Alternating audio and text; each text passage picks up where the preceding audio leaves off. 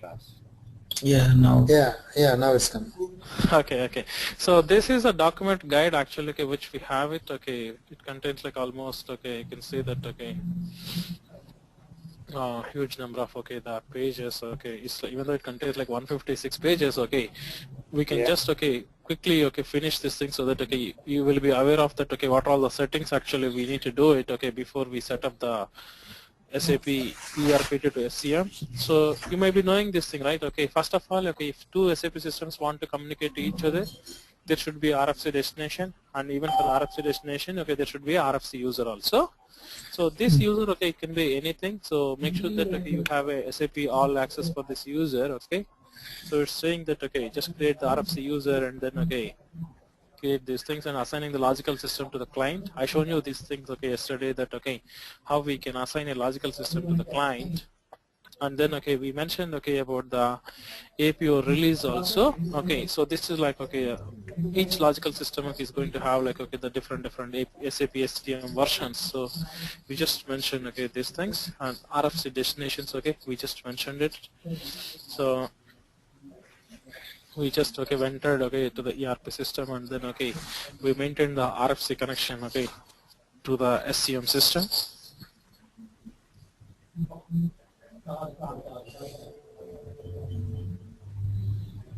Okay, so APO CLNT 890 is the RFC connection. So if you got actually any doubt in the here, actually you can just let me know also. So we just, okay, this all, okay, like, okay, set up, okay, the RFC connection, and then, okay, we just, okay, just find, okay, that, okay, the each logical system, okay, what is that, okay, the RFC destination also. So if you just follow this config guide, okay, you can set it up, okay, even at your home. So in our system, actually, okay, we already set it up. So you can see that, okay, the APO CLNT 890, it is connected, okay, to the system of, okay, the RFC destination of APO CLNT 890, okay. And, okay, if you want to test, yeah. Can you increase the font size a little bit if you don't mind? Yes, I'm actually, okay, just trying the thing, okay.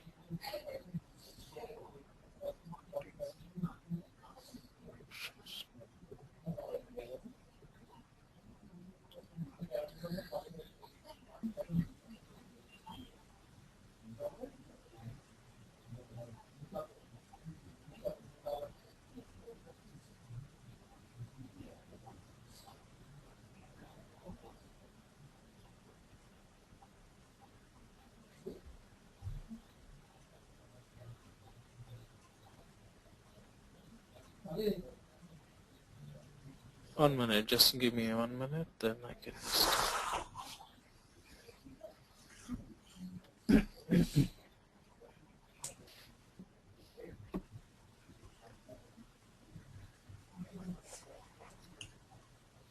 Even in the screen resolution also I changed to the max, so is it better now or 1 minute? We don't need it. Okay. Let me try this thing at least, okay. Is it better now? Can you see? Yeah, No, Better. Okay, that's cool, okay.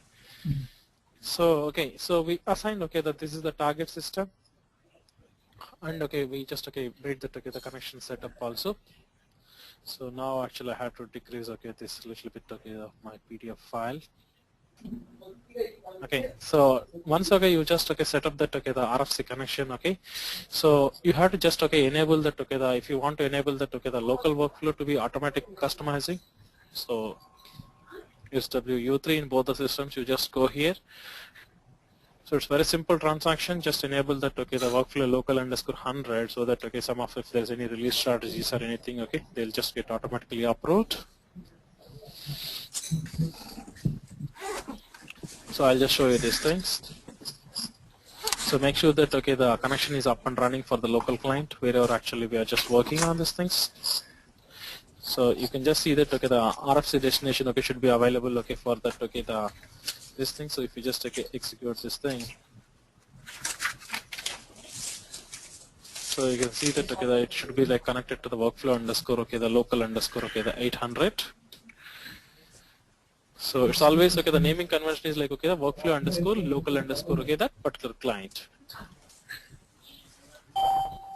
So what is the T code for this one you said? Okay, the T code, okay, is SWU3. Okay, SWU3. Or okay, you can, if you follow my guide, right? Okay, it contains even that, okay, the menu path also. Okay. Oh, okay. Okay.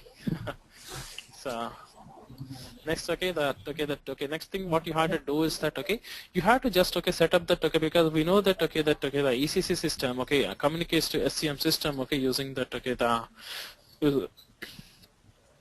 using the QRFC. So what actually you can just do is that, okay, you just go to the SPRO and then, okay, set up that, okay, the QRFC.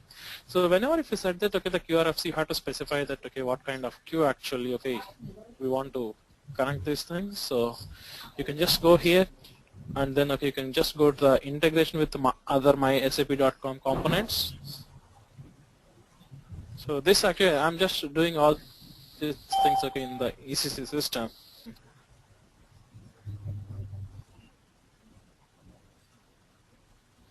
So you can just go to the EWM.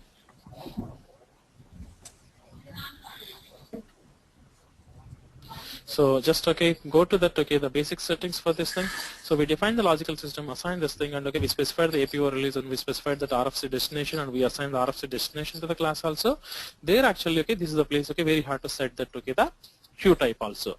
So APO CLND 890, I just want to control the queue type as, okay, the inbound queue.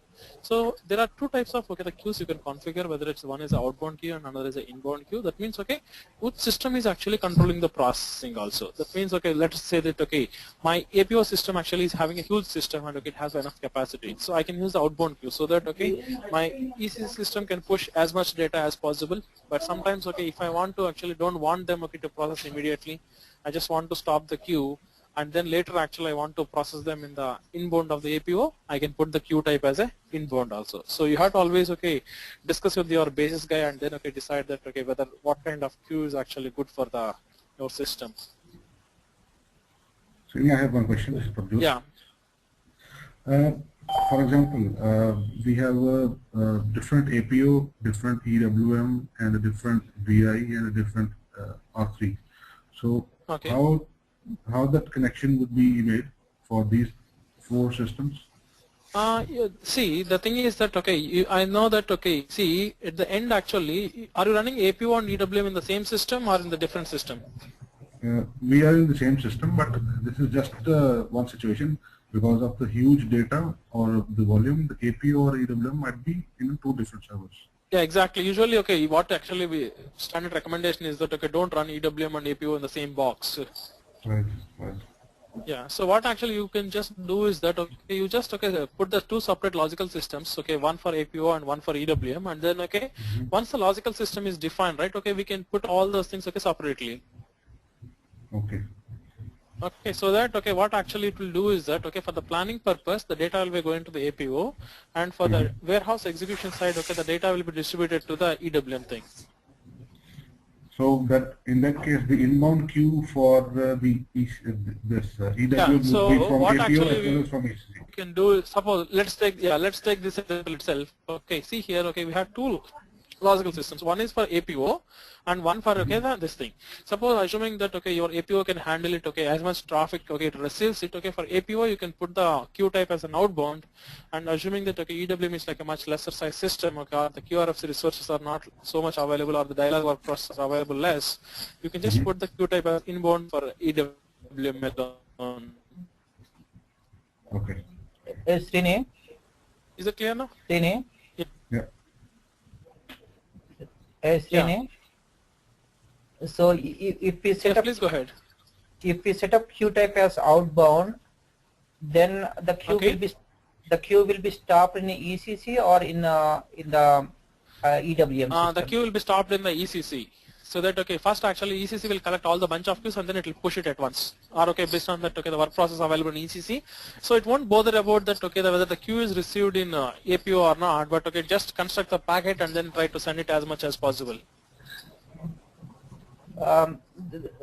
What is the difference between inbound and outbound? Okay, I'll tell you this thing, okay. Which one, okay, see here, the settings, the queue processing is controlled by the sending system, okay, in case of the outbound queue. That means, okay, see, that means which system is actually controlling the queue. Suppose, let's take this example. I want to give a very practical example.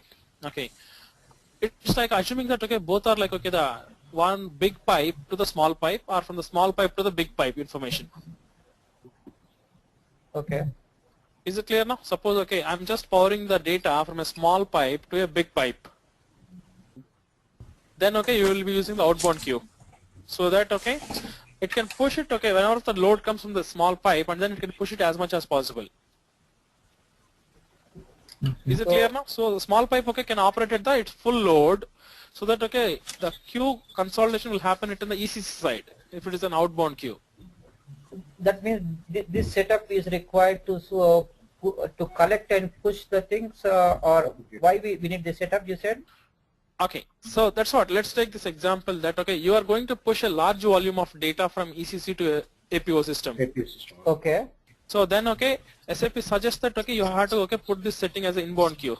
So that, okay, the queue processing, okay, what it will do is that, okay, APO will receive the data and then it can consume it, okay, on its own. So it will not actually, okay, depend on the ECC to consume the data. It will just put it in the buffer in the APO, in the SMQ2, and then it will consume it whenever the dialog work process is available. Okay. Okay, I'll tell you, okay, see, there is a one thing. In SAP, you might be knowing that, okay, that there is to execute everything, you need to have a work process. Yeah. Okay, so when you push the data, if it is an outbound queue, okay, what actually ECC assumes is that, okay, you always have a work process in the APO and then you are going to receive the data. But in case of huge volume data, what happens is that, okay, there may be some data may not be picked up by the APO system. So in that case, actually you have to put this setting as an inbound queue for the huge volume of data. Most of the times, if it is a APO or, okay, EWM systems, okay, we set them as like inbound queues only. Okay. So that's why, okay, if you just, okay, press F1 for the more help here, okay, you can just get the better, more explanation on this thing. Okay. Okay, so once, okay, we just, okay, define, okay, that, okay, the queue type, okay, just, okay, we just, okay, define that. Once you define like any two systems, okay, you just need to generate that, okay, the integration models also.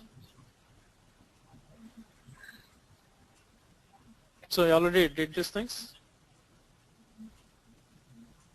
Okay, so you can just go to that, okay, the CFM1 or, okay, the CFM2 transactions also, okay, to generate, okay, the integration models, okay, or you can, in the latest one actually, okay, you can go to the menu path actually to you can generate, okay, the integration model here. So the transaction code, okay, is CFM1, and, okay, to activate it and to send the data, okay, it is CFM2 also. Okay, so it's very simple thing only. And if required, actually, okay, periodically, okay, you can just, okay, schedule, okay, the background job programs. Okay, one is used to, okay, to collect the data, another is to activate or delete it, another is, okay, used to delete the integration model. Okay, so people usually, okay, schedule these three programs as a background job, okay, so that, okay, you can periodically, okay, distribute the data. But one more other thing is that, okay, the material master maybe keep on changing in SAP ECC. I just want to actually, okay, send them, okay, based on the change pointers. So most of you might be already hear this word change pointers. Suppose like, okay, assuming that, okay, you have two SAP systems, okay, let's take this thing. Assuming that, okay, it's not the SAP SEM system, you have two SAP systems, and if one SAP system, if a material master changes, I want to send the data automatically to other SAP system. How do you do this thing as of now? By setting up the change profile, change pointers. Exactly. And so, the distribution model. Yes, exactly. So what actually you need to do is that for the MatMask IDOC, okay, you will be activating the change pointers, and then, okay, that RBD, some program is there, okay, which will be keep on, okay, reading the change pointers, and then it will be distributing it to the other system. Same thing, okay, here also. So first actually, okay, you have to enable, okay, the change pointers, okay. So if you want to activate, okay, the change pointers enabling, and then, okay, how you want to insert those particular change pointers. So first, okay, you have to activate the change pointers, okay, the generally, and then, okay, for the MatMask, you have to go and, okay, activate the change pointers, okay, per message type. So you will have, okay, for the material master also, okay, one of the SIF mat, okay, if you want, okay, you just, okay, activate, okay, for that particular material master here. Is it clear now? Same thing, yeah. Here also we use IDOCs only for the to transfer the data. No, it's not IDOC actually, but the concept is same only. See, what it will do is that, okay, change pointers concept is common to all SAP applications. Okay, yeah. So what it will do is that, okay, suppose if a material master is changed, what SAP will do is that it will create a change pointer and then it will write it to the table CD post and CD HDR. You might be knowing these tables, right? Right. Okay, so what it will do is that, okay, when I run my safe, okay, for the change pointer program, it will read the change pointers and then it will collect only the materials which got changed only from the last run. And from that thing you can construct an IDOC, or you can construct a flat file, or you can construct a SIF queue also. Anything you can do it. Okay, so yeah, which basically program, is like for example, once we activate change pointers, Okay. Which program will actually read this one and send data to EWM? Okay, that's what actually, okay, okay, there is a background program, okay, which actually had to schedule it. I'll just tell this program also. Okay. Activate, okay, change pointers, okay. I'll tell you, there's a program name in the ESP4 actually, okay. Can you see the program name? RSPPMCHG. Yeah. Okay, so this is the program. Usually, okay, we schedule it as a background job, okay, so that it actually goes and, okay, reads the change pointers and then, okay, transfers the data to the APO. Okay. Okay, so if you in the enhancement pack 4, actually it's a node should be available, okay, so okay, you can just click this, okay, you can get the program name also. Okay, so got it. So once, okay, assuming that, okay, these things are done, then you have to maintain, okay, the queue scheduler, okay, the settings also. Okay, so the QRF settings, okay, what you have to do is that, okay, you have to register, okay, a particular queues also. So there are two transactions available, okay. One is, okay, the SMQR. One is, okay, which is used to register the queues. So usually, okay, people, okay, suppose you may be receiving the queues from the CRM system or from SRM system, okay, from different other SAP systems, okay, to ECC, right? Okay, so, but what actually as a simple process I did here is that, okay, instead of, okay, bothering about, okay, all the queues and naming convention, I just directly kept the star actually, so that, okay, it processes all the queues. Okay, okay, otherwise, okay, what exactly you have to do is that, okay, you have to put the specific queue names. That means, okay, what the queue name starts, like, okay, CF star or delivery star or EWM star, or whether it's the quality inspection one.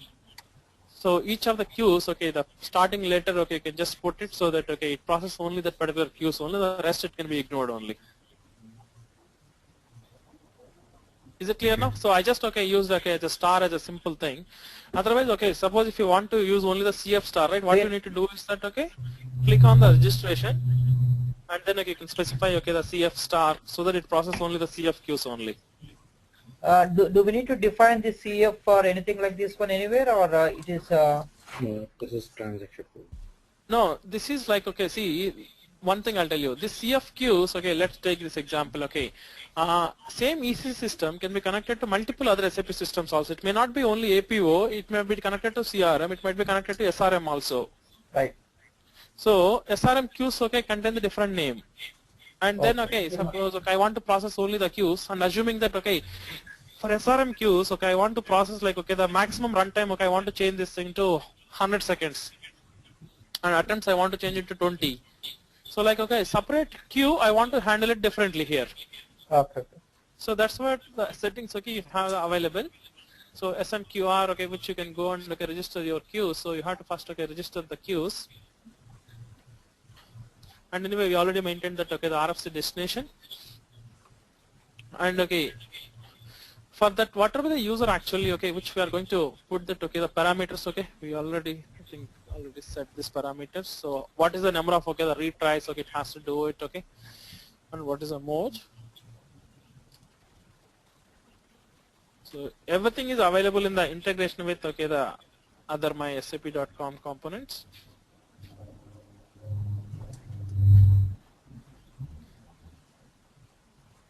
So this is the one. Okay, so I just put it for every user, okay, put this, okay, the QRFC mode, okay, and then, okay, the suppose see here, okay, if you want to actually stop the queues, okay, if it is sent by a particular user actually, you can just, okay, register the thing and then you can put the debugging X also here for that particular user. This is the other way of, okay, stopping the queues. So I just, okay, wherever the username is used, okay, I did not put any specific user ID so that, okay, it will be applicable for all the other users also.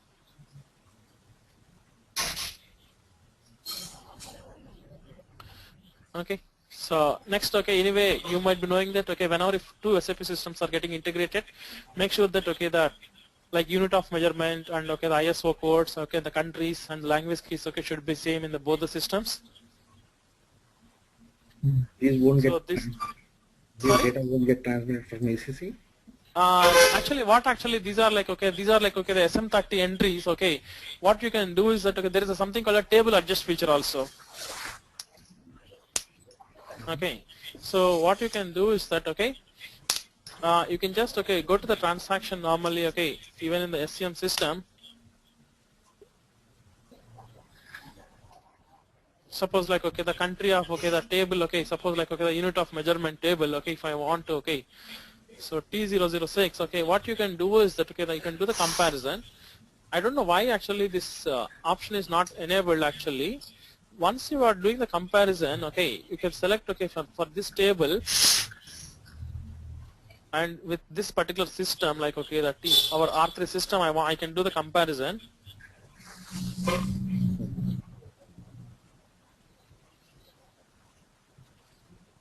And then, okay, there is a feature called as adjust also.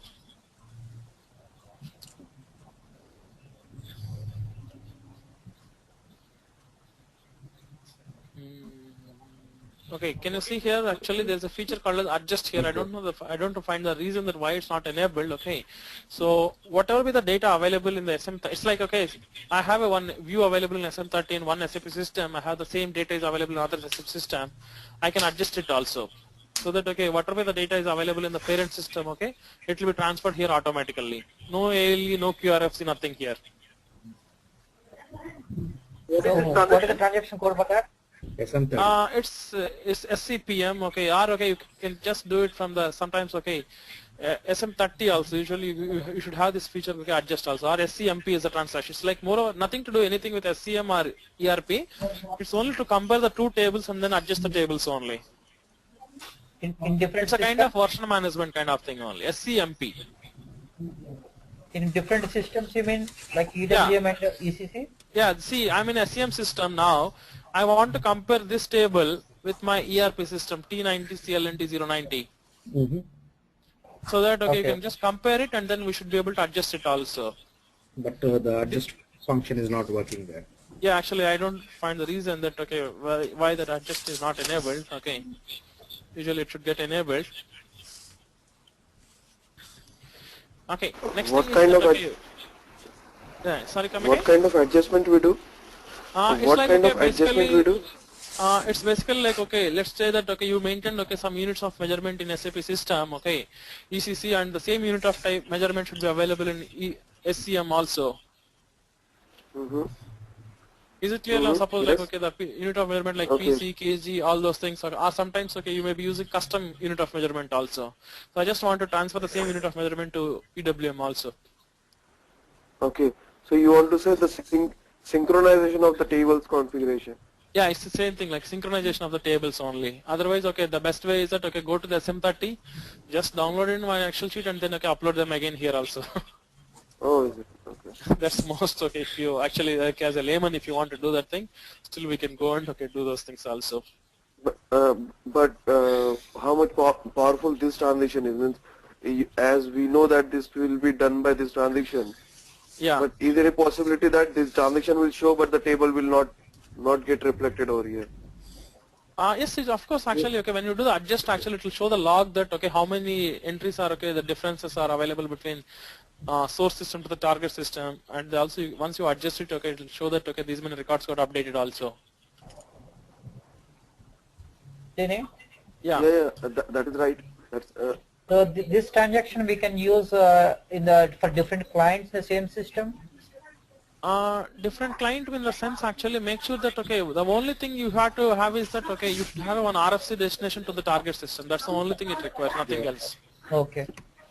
So no need to depend on any other SCM configuration. Only thing is that you should have only RFC destination only. Okay. Okay. So in this transaction, actually, system will pull from the source system and take into the screen, and then we can put the adjustment and execute, right? Exactly. Okay. Okay. Thank you. So, and apart from that, okay, whenever we are executing, okay, EWM, okay, it's actually the EWM is designed, okay, something like, okay, the as a part of, okay, the SPM solution that's called as, okay, the service parts management, okay. So there are, okay, this to activate, okay, the material master additional screens and all those things, okay, you don't worry about this particular step, okay. What we have is that, okay, we have a BC set is available, okay, so you can skip all this particular step, okay. You can always, okay, select this particular BC set and then, okay, you can activate it also. And this is a one-time setting, so don't do it again. So the BC set transaction is, okay, SCPR20. Okay, so all the thing, okay, which are actually, okay, can you see here now? What are relevant for the SCM's thing, okay, all the BC sets in ECC, they start with SPE.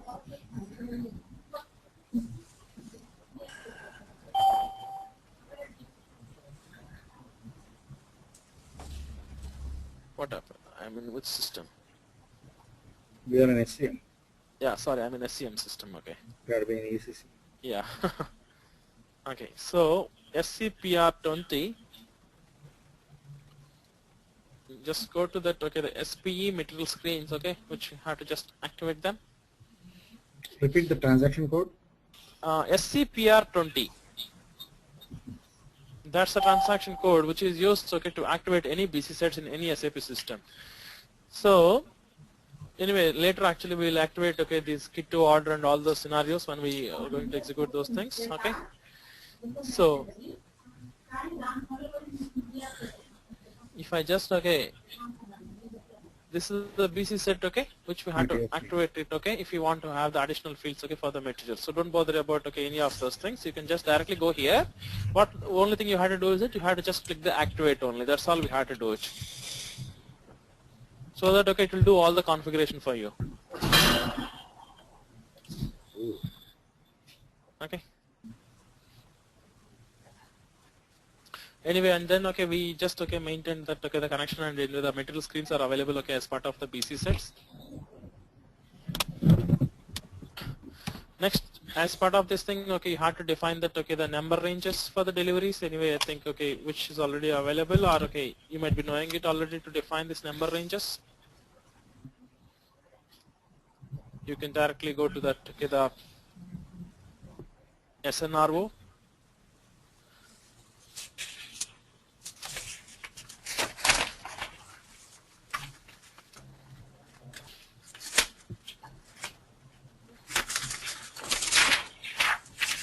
Sorry.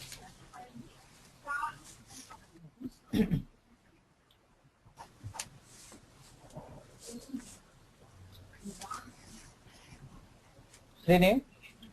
Yeah. So all the steps what you are defining here are in sequence, right? Yeah, they're all in sequence. Okay, this is like, okay, see, this is like a one compilation of full set. Okay, yeah, like one by one, only after this one you have to do this one like that, something like that one, right? Exactly, exactly. So it's like, okay, so we just defined, okay, that number ranges. And the same number ranges goes to SCM as well, or we have to define there also? No, these things, okay, I'm just, okay, putting only the number ranges in the ECC only. Okay. Okay. Okay, so. And then, okay, you have to activate Srini, one doubt. Sundar here. Why are you doing number range configuration ECC for EWM? No, no, this is, okay, something called as, okay, the unchecked deliveries. Okay, if you are using the service parts management, okay, what people will do is that, okay, they may not use not only the ECC, okay, but actually the ideal solution is something like this thing, okay, they have CRM and then ECC and then EWM in the backend. So, have you ever heard of this word called as unchecked deliveries? Yeah, correct. Okay, what is that thing? That's good to hear at least, okay, you know something about this thing. So here actually we don't have anything in the CRM side, so we don't need to bother exactly. But okay, when the CRM, okay, see, unchecked delivery means, okay, I just create a document, okay, but the commitments and all those things will not be posted. Suppose sometimes, okay, I want to, like, okay, do this planning, like, okay, expected goods receipt also. I just, okay, create only the purchase order, or sometimes, okay, I can create a delivery document directly in EWM, and then the data will be transferred to ECC again. Is it clear now? See, I can create a document directly in EWM, outbound delivery, and then the data can be come directly to ECC also. Okay. Okay. So that So means the there numbers is will no be same document. between EWM and ECC. Sorry, come again? The number will be same in EWM and ECC. Yeah. So that's what. In that case, actually, it will become external number range. Okay. Okay. Saying one more thing. Yeah. So this number range we have to define in ECC and also in EWM. Exactly. Exactly. Yes. It has to be matching only. So it's in that's what. It's only applicable only in the case of unchecked deliveries only. So what do you mean by that? Okay. Unchecked delivery means, okay, suppose if you create it, okay, the order from CRM, the CRM usually create it as an unchecked delivery in ECC. Okay. Okay, so for that purpose, okay, they are creating it here. I mean, the CRM document is coming directly from CRM to EWM, not going to ECC, right? Yeah, exactly. And once it goes to the EWM, then it updates and sends it to ECC. Exactly, and then okay, ECC it will convert it to the check delivery again. Yeah. So only in that case we will define the number range in both systems, or See, thing is that okay, usually in this case actually, I'll tell you the source system usually it's a CRM is the one actually which drives the thing, business thing. no, forget about CRM because right now we are not involving in CRM. So Yeah, suppose if the CRM is not there actually, this thing okay, Yeah. you don't need to worry about these things. Okay, okay. no, Okay, so- if CRM is if CRM is not there, in that case will we define number range in both systems? Thing is that okay, if you are, there is scenario that okay, if you are going to directly create a delivery document in EWM, then it is required. Otherwise, it's not required. Yes, exactly. If the See, source this is document, okay, yeah, because this document is like, okay, this is like a, this document is like a solution manager content. It assumes that, okay, you are configuring everything only.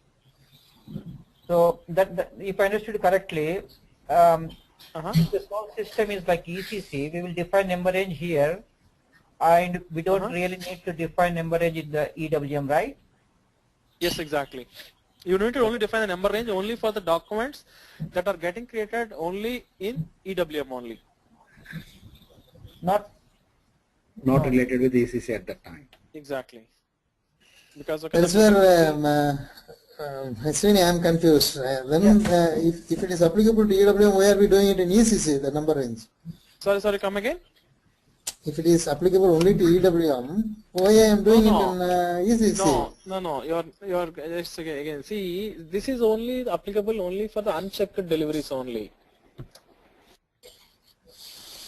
Srini, Yeah. now we are somewhat confused here. Okay. So my first question is, will we define, for example, if we take the deliveries, will we define number ranges in both systems or no?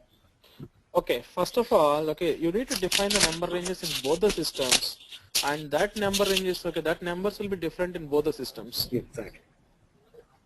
See, you got my point?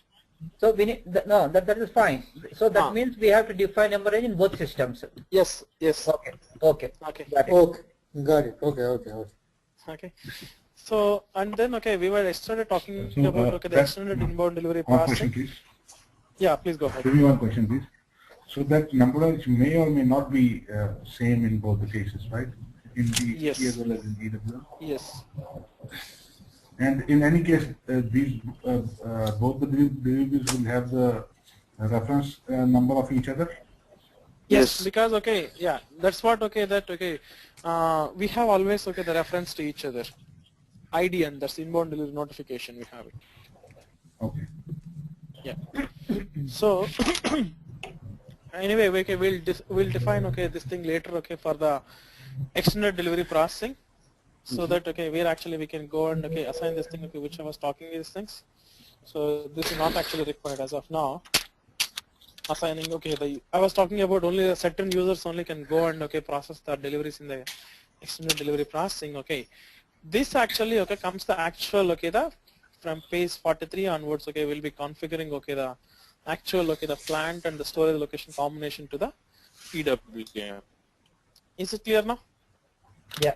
Okay. So see whatever we discussed till now, they're like okay the one-time setup, assuming that okay the both the systems are connections are up, and make sure that the QRFC is up and running, and make sure that okay you have registered your QRFC queues, and make sure that the QRFC queues are in the waiting status. So registered in the sense, Okay. have you done that one anywhere, or how will Yeah. you register? Yeah, actually okay, we just okay if you remember okay I just went and okay to the SMQR transaction. Okay. So I just okay registered the queues. I think this is Okay. in the EWM side. Okay, I registered various queues, and okay similarly on the ECC side also. Okay, because okay once it is confirmed okay to the EWM, suppose like okay you did the goods receipt in EWM, or you did the goods issue, or you posted the scrapping, it will also come as a QRFC to ECC only. All the transactions Okay, Srini, so register. yeah, Srini, yeah, I have one question. yeah. Please go ahead. You put up a star. You put up a star over here in ECC. It is good for now because Yep. we can. But how about the now in future when we will do all the things? The star No. will not show the bifurcation No. of queue, No, right? this star actually is like okay works for everything. Otherwise, okay, what you have to do is that okay, if you open actually in the SAP Service Marketplace, okay, there is something called an application guide for EWM also. Mm-hmm. So that gives like okay what are all the queue names, okay, that contains like okay the DLV star, and okay the TO star, and okay for Yeah, right, SRM right. okay it contains like okay the R3 mat star. So based on the different Right, application, okay, see usually we'll never put actually star for the because Right. as I actually did not remember all the correct names, I just name. went and put the star only. Okay, so SAP has made the perfect name for their Yeah. own, but there are some customized queue also with the name like of the organization or something like that. Is there anything See, like? okay, tomorrow, yeah, people actually can do a assuming like okay G program, and if they want a Yes. QRFC programming for their own programming also, and they want to process, suppose usually okay this is happening like most of the times like for the BW queues also. Yeah, that's what I have Usually if seen. I put the star like this thing, okay, tomorrow if I run a BW system on top of this ECC, okay, if I connect my BW to this ECC, it will just make the whole system to get screwed. Mm-hmm. Because what you need to do is that for the BW system, okay, the parameters are different. Like, okay, the max runtime is like, okay, I need to put like 1600 seconds, and the attempts may be less, and then, okay, the pass time I want to increase more also. Okay. So that's the reason, okay, for per queue you actually have to make the separate settings, yeah. Okay. So typically you will not be using all the queues, I would assume, right? They'll be selective, otherwise it will be basically a process. Yeah, exactly. Okay, you will not be using all the queues. Otherwise, okay, it will just simply go and okay destroy all the QRFC work processes. Okay, so don't use actually the star. Okay. So let's okay start with okay the base configuration. Plant. Okay, so assuming that okay, I assume always that okay the company code is already defined, and the chart of accounts and the GL accounts and like valuation types and all those things are okay defined. So what actually okay we'll be doing is that okay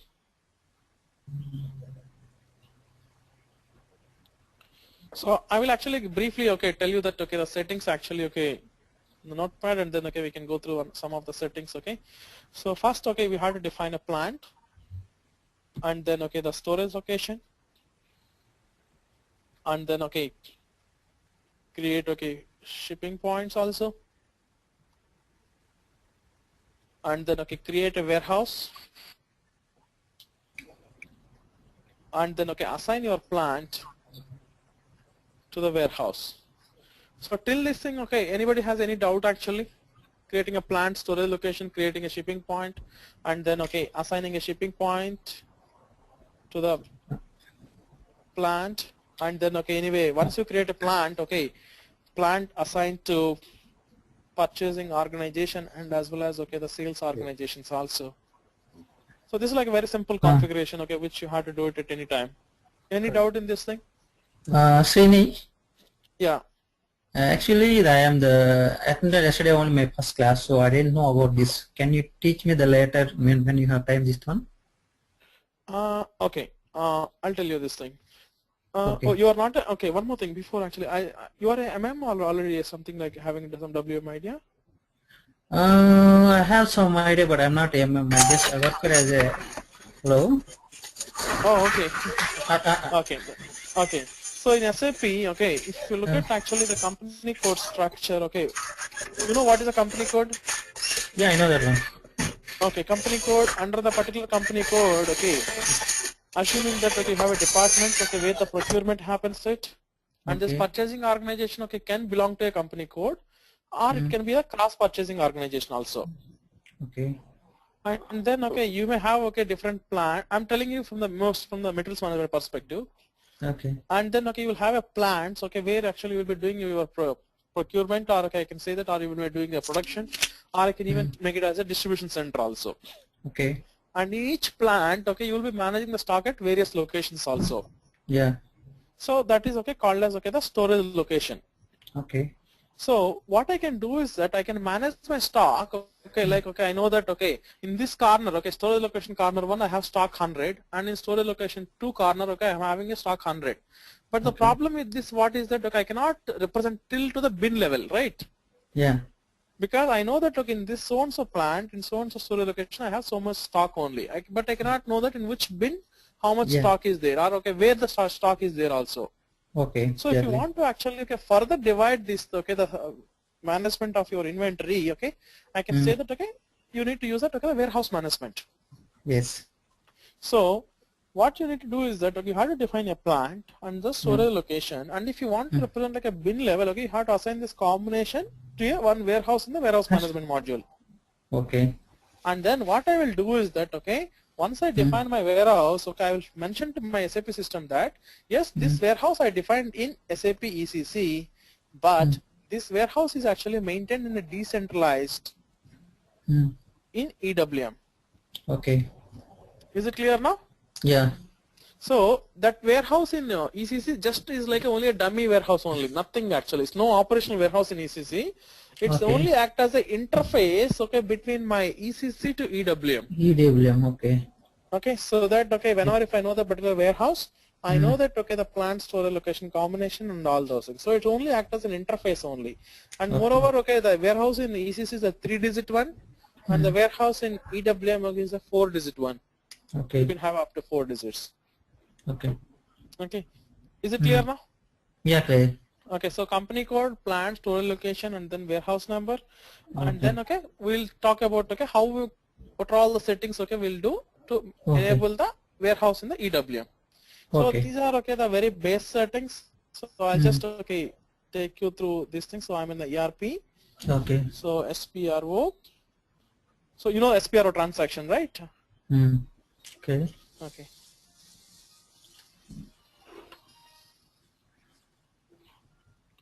So in the enterprise structure,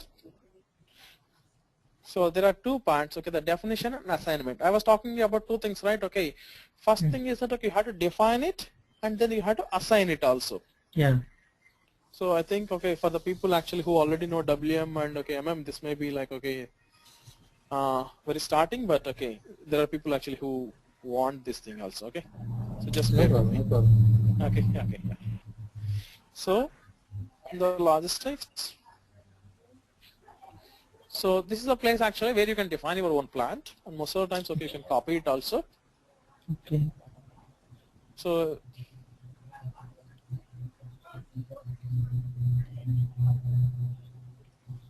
So what we defined is that okay, we defined a plant okay for our class.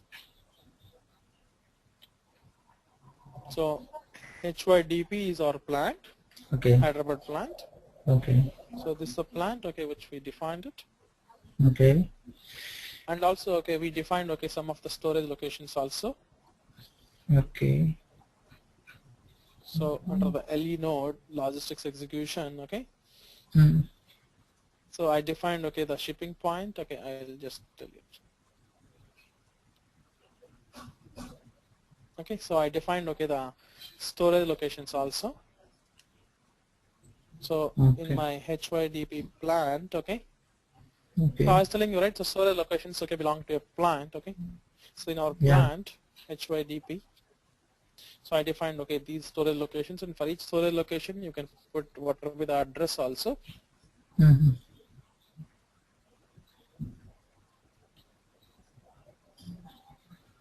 And then, okay, I defined shipping points also. Okay.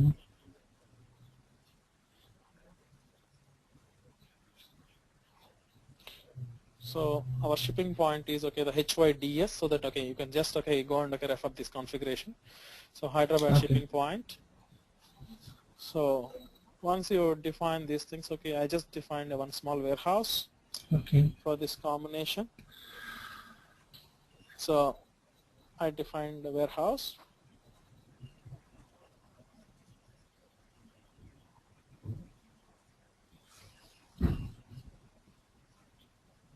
So HYD is our warehouse. Okay. So it's a Hyderabad EWM warehouse. Okay. Okay. So then, okay, I was talking about this thing, right? Okay, the assignment also. Okay.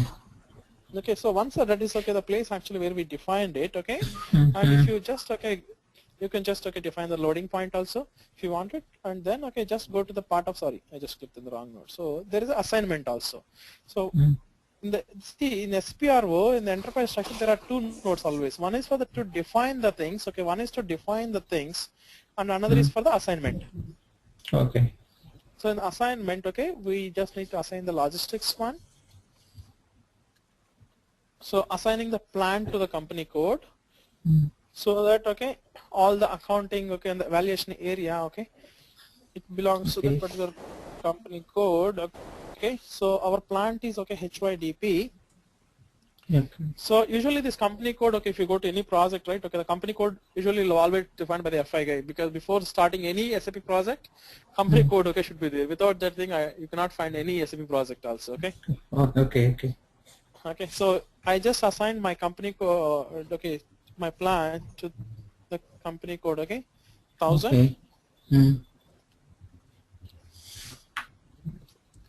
And then, okay, if you go to logistics execution side, okay, Okay. I'll just take it through. Can you see here now? Assign the warehouse number to the plant storage location combination. Yeah. So once you define your plant storage location, if I want to have the bin level, I need to assign it to the warehouse level also. Warehouse level. Yes. So this is what actually I did. Assign the warehouse number, okay, to the this thing. So our plant is, okay, the HYDP. You can see that, okay, in the HYDP I have, okay, 3 storage locations. All are managed, okay, using the warehouse, okay, HYD. Okay. Yeah. Okay, so and apart from that, okay, I just want to maintain, okay, the one shipping point, okay, to the plant.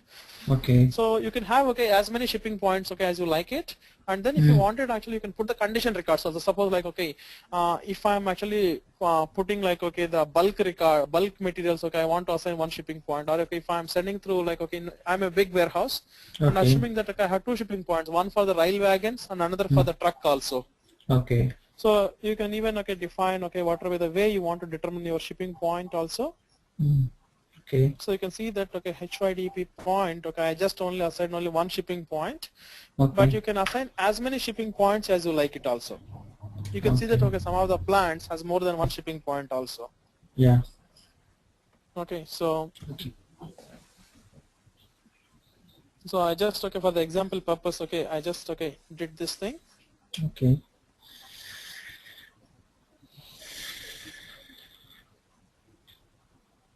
And apart from that, what you have to do is that, okay, if I want to create any purchase order, or if I want to create any sales order against the materials, okay, what you have to do is that, okay, assigning, okay, that my plant, okay, to that particular, okay, the purchasing organization also. So assigning the purchasing organization, okay, to the plant. Okay. So I assigned, okay, to, sorry, purchasing organization 1000, okay, our plant, okay, HYDP, so that, okay, I can go ahead and I can create by purchase orders, okay, in this particular plant, HYDP. Okay. Okay, so similarly, okay, I did it in the sales also. Okay. So in the sales and distribution, if you go to the sales and distribution, same thing, okay, we can assign the plant, okay, to the sales organization also. So assigning the sales organization, okay, to the plant. So if you are already having SD module, you will be already knowing that okay, the sales organization and everything. So Okay. so there is a place actually where we assign. You can see that okay, the HYDP is Yeah. assigned okay to here also to this particular sales organization. Yeah. So this is like okay the very base level of okay. Is it clear now? What Yes, actually clear. okay we did it okay this thing okay. Okay. So once okay we now okay defined okay the shipping points okay. Is it clear now? The document actually makes more meaningful now. Okay. Yeah. Okay, so once actually okay we just defined okay the shipping point and then okay we assigned that okay the shipping point. I was talking this thing right okay.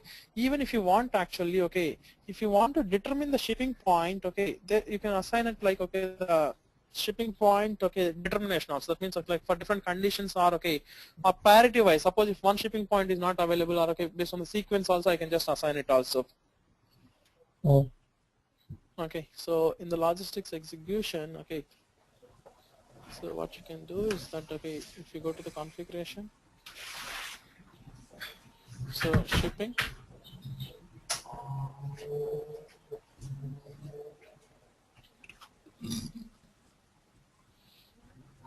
and then okay the goods receiving point determination.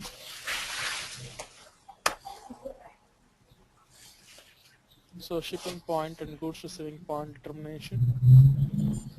So in SAP like okay the shipping point and goods receiving point everything logically is a shipping point only. So what you can do is that okay you can always okay define the shipping point or you can define the various shipping conditions and then on that particular condition is satisfied okay that particular shipping point also can be taken care automatically. Okay. Okay. Sorry. So you can see that okay particular plant storage location combination okay you can just assign it or okay you can assign it okay as many okay the sequence numbers also. So that okay you can assign more than one shipping point okay to the same plant storage location combination also.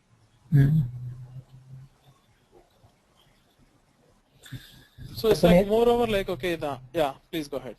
Puneet? Yeah. Speaking. Yeah, unless you ask a question, can you mute your microphone? Okay. 1 second. Yeah, thank you. So once you assign okay that particular okay the shipping point okay we already defined okay these particular things okay like okay the queuing and all those things. Next thing okay what you had to do is that okay you had to maintain okay that okay the my warehouse okay such a way that okay I'm going to maintain this thing as I have one question. decent. Yeah, please go ahead. Suppose it all depends on my business that which shipping point I need to assign, just like my rail or by road. So if both have a same, they have both have equal priority. So how would the system determine the shipping points? See, there is something called an access sequence in SAP. So whatever actually the first one it satisfies the condition and picks it up, but still actually when you create a delivery, you can still okay go and change the shipping point, right? Okay. See, okay, suppose like okay if I just okay go to my okay I'll tell you. Suppose let's take this example that okay if I try to create my delivery. Okay. So or okay if I just okay let's take this example that okay.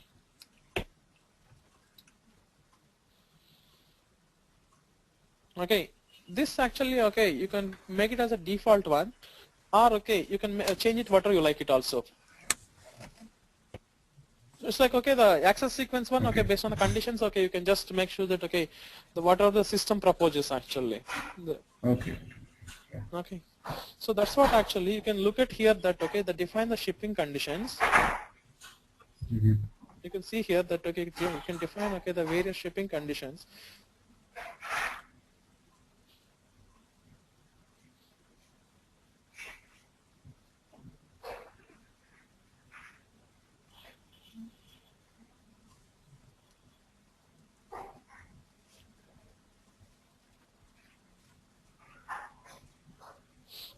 So we can always okay put it like okay the based on the different conditions okay you can make sure that okay different shipping points are proposed automatically.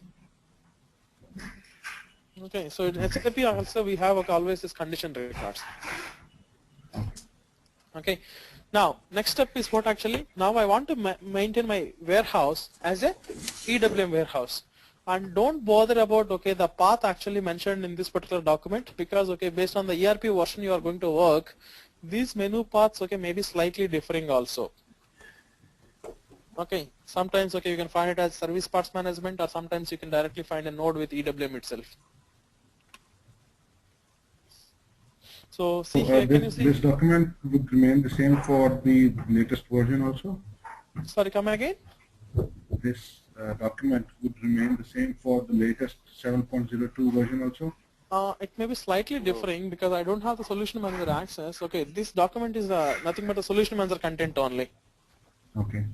Okay, so it will be updated with the latest version. Maybe the menu paths are changing slightly. That's what I'm telling, right? So you can find it, but okay, but the execution node will be the same only.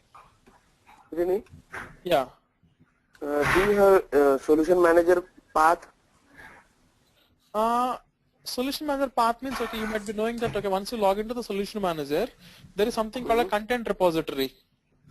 Okay. So in the content repository, where actually we should be able to find the content for every SAP module. Okay. Okay. But make sure that the content is loaded in the solution manager. that is okay. Okay, so if this is once I go to node. Yeah. Once I go to node, then I can find out that all. Yeah, exactly. Okay, you can find it. See, this is part of the SCM, and the SCM you can go to the SCE, supply chain execution. Under the thing, okay, we should be able to find this document. Okay. And see, you can find the config guide, and you can find that, okay, the application guide also, like how to execute it, not to configure it, but how to execute it also you can find it. Okay. So EWM, if you want to integrate it, see here, you can find this thing under the EWM node also. Now, so we just, okay, defined all this setup, okay, and we defined that, okay, the data transfer setup also, and we activated that, okay, the additional material, okay, these things also. Next thing is that, okay, assign the warehouse number to the warehouse number of that, okay, the decentralized, okay, SCM system. So HYD, you can see that, okay, I assigned my HYD warehouse to a decentralized system, EHYD, it's the Extended Hyderabad Warehouse System also. Is it clear now? So once you make this setting, the only thing that you have to maintain is that, okay,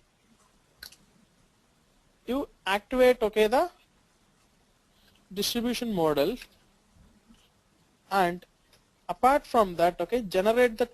Once you maintain the distribution model, okay, you have to generate it also for that particular plant, and then what messages, okay, you want to exchange with ECC.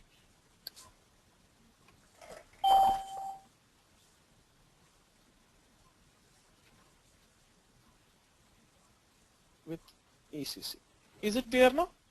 So all those settings, okay, we can find it here. So if you can just go to that, okay, the logistics execution, we should be able to find a node for the service parts, okay, management also. Where is this thing? LE. Okay, in the logistics execution, you can go either this path also, or you can go this thing also, service parts management. So I'm not using any of the other warehouse management features. So if you want to use, okay, the EWM, okay, first thing is that, okay, you have to activate the enhancement for the service parts management, and it's like one-time setup only. So don't change any of these settings also. So once actually, okay, that, okay, you selected, okay, the service parts management, and if you save it, right, okay, it will be activated automatically. So it's now, already done. Yeah, it's already done only. Yeah. What is the use of this SPM? Okay, see that, okay, you know, right, okay, in SAP from ECC 6.0 onwards, okay, no more upgrades. Okay. Okay, so SAP releases everything as an enhancement pack only. So what is the difference between upgrade versus enhancement pack? Maybe enhancement pack is a small set of It's maybe not exactly, I can say. Okay. Okay, so let me take you through other transaction, the same thing. Okay. Yes, W.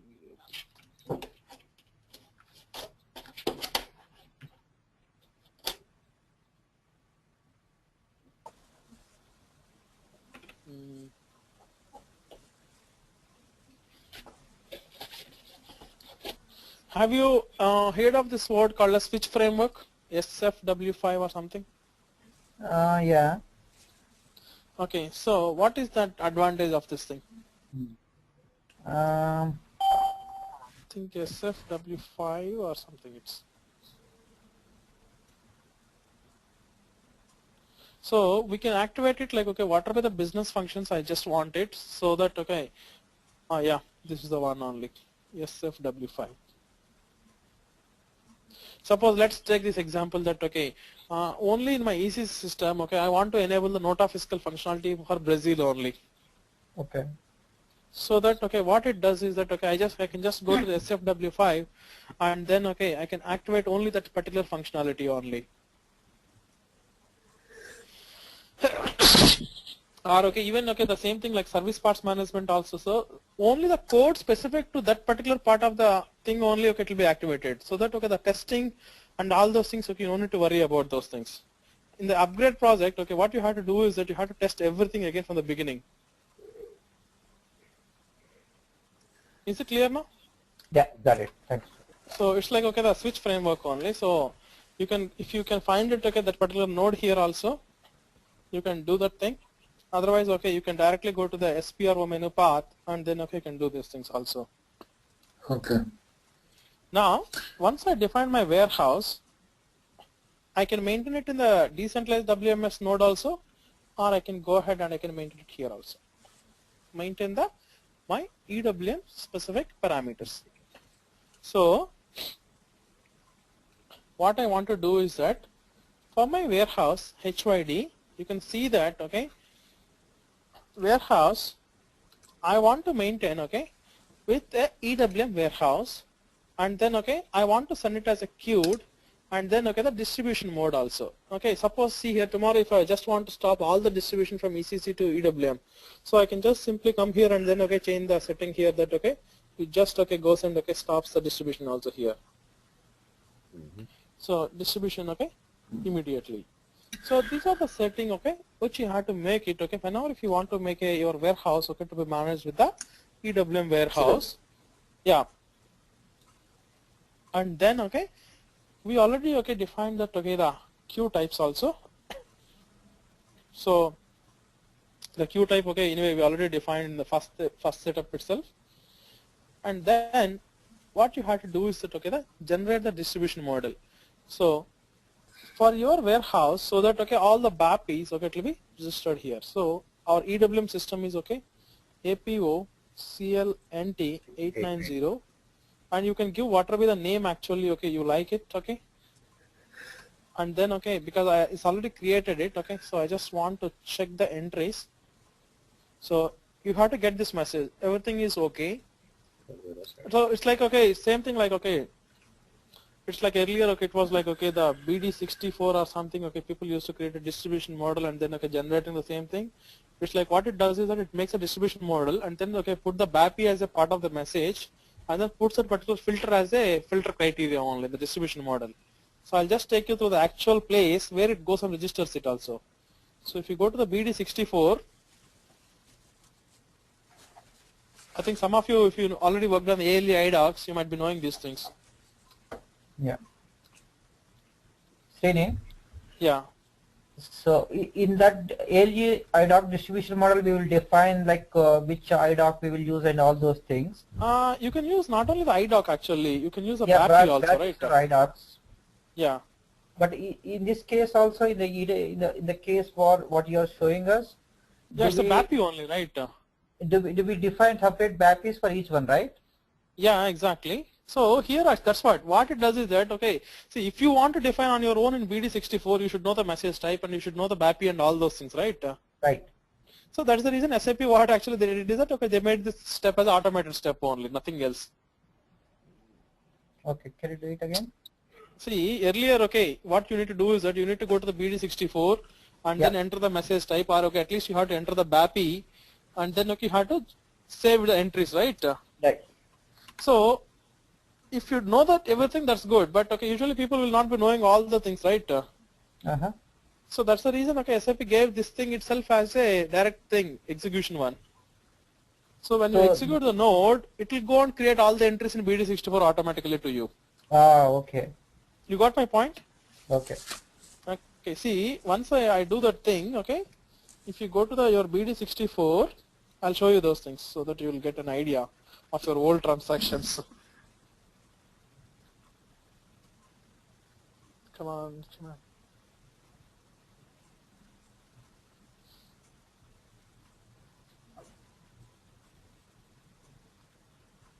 Okay, see here, okay, you can see my screen, right? Okay, can you see here now? EWM HYDP is the one, okay, which we defined it. So from this system to this particular system, you can see, can you see here now, these BAPIs? Yeah. So otherwise, okay, if you know the BAPI, okay, I'm having no issues. Okay. Okay, so by executing that other transaction, it will create entries here? Automatic. Sorry? Yeah, exactly. Suppose, okay, from the SPRO, if you execute these things, okay, I was telling you, right, it goes and creates a distribution model and put the HYD as a filter only. Oh, okay, got it. You got my point? Yeah. So it's not something like, okay, the very new thing I'm just showing you. SAP put this thing as a wrapper so that, okay, the consultant can implement this thing very fast, okay, without checking here and there. Right, it's good one. Okay, so that's what, okay, I want to show you the in-depth of the things, what it will do once you do those things also. Right, thanks. Okay, so we just, okay, defined that, okay, the distribution model, and then, okay, we just, okay, activated this thing also, and then anyway, we already defined the queues also. Srini? Yeah.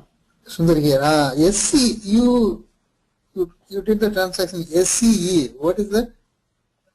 No. What is that thing? Sorry, come again? SCE. No. SCPM, that's what actually we used it for to sync the tables. No, for what purpose actually? Oh, I just noted down SCE. I don't know. That is why I want That is from the solution manager. Contents. No, today, okay, see, today I tell you, we used only these transactions. BD64, SFW5. Okay. SWF5 maybe. Okay. I'm a wrong way. Okay. Yeah, maybe actually just, okay, correct me if I'm wrong. Okay, these are, because that transaction I have not used it, so that's what. Correct. Okay, so maybe that is for the switch framework, okay, so that you can activate the, suppose like that's what I was giving example, right? You want to enable the nota fiscal functionality for a Brazil only. No, for the documentation, you said that you can go to solution manager, then the contents, SCM, SCE, solution manager, execution. Yeah, okay. That one actually, okay, suppose if you want to, suppose if you want to go for the latest config guide, okay, you can always, okay, go to the solution manager, and then from solution manager, okay, we can download it if you have the access. Okay, got it. So there is supply chain execution, that's the documentation. Yeah, exactly. So you can go to the path SCM and then SCE and then EWM, okay, you should be able to find the menu path there. Okay, so, sorry, okay. So we just, okay, defined that particular set. So I'll just take you through this, okay, the configuration path.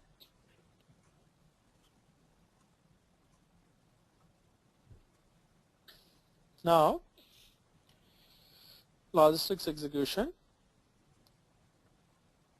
and then, okay, under the service parts management.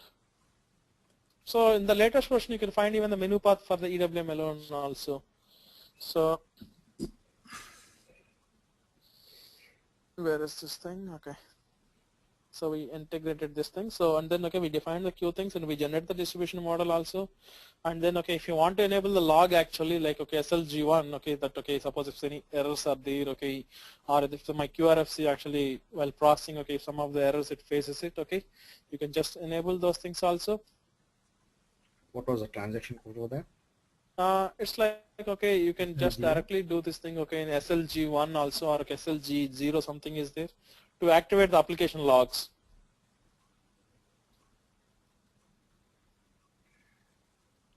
So this is not required for us, like, okay, to exist it, but usually in the production, okay, we disable these logs, okay. so that okay, otherwise okay, the tables for these things okay, it will be very fast going. Usually we'll put only the error messages only. Is it clear now? So there are three options to you. Only the error messages, or you want to have a both, or only the disabling the logging. Most of the times in production, unless if there is an issue, we don't enable these things. What is this useful for?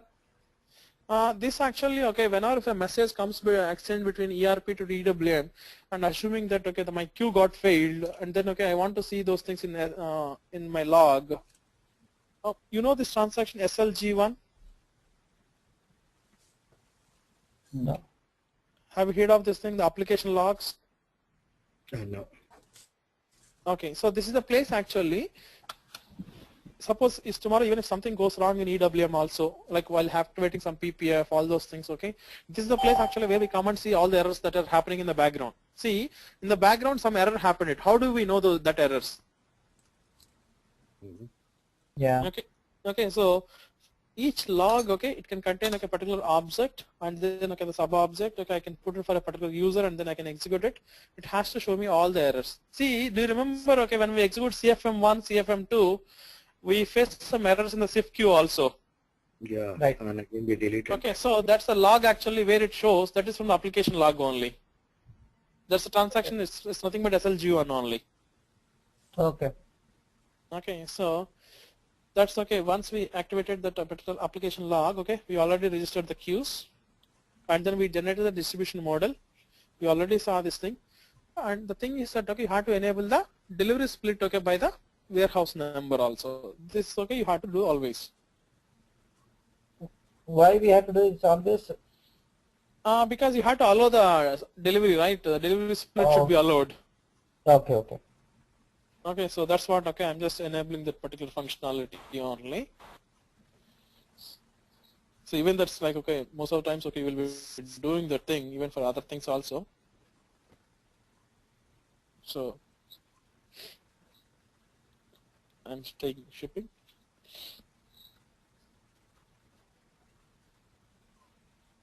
Deliveries.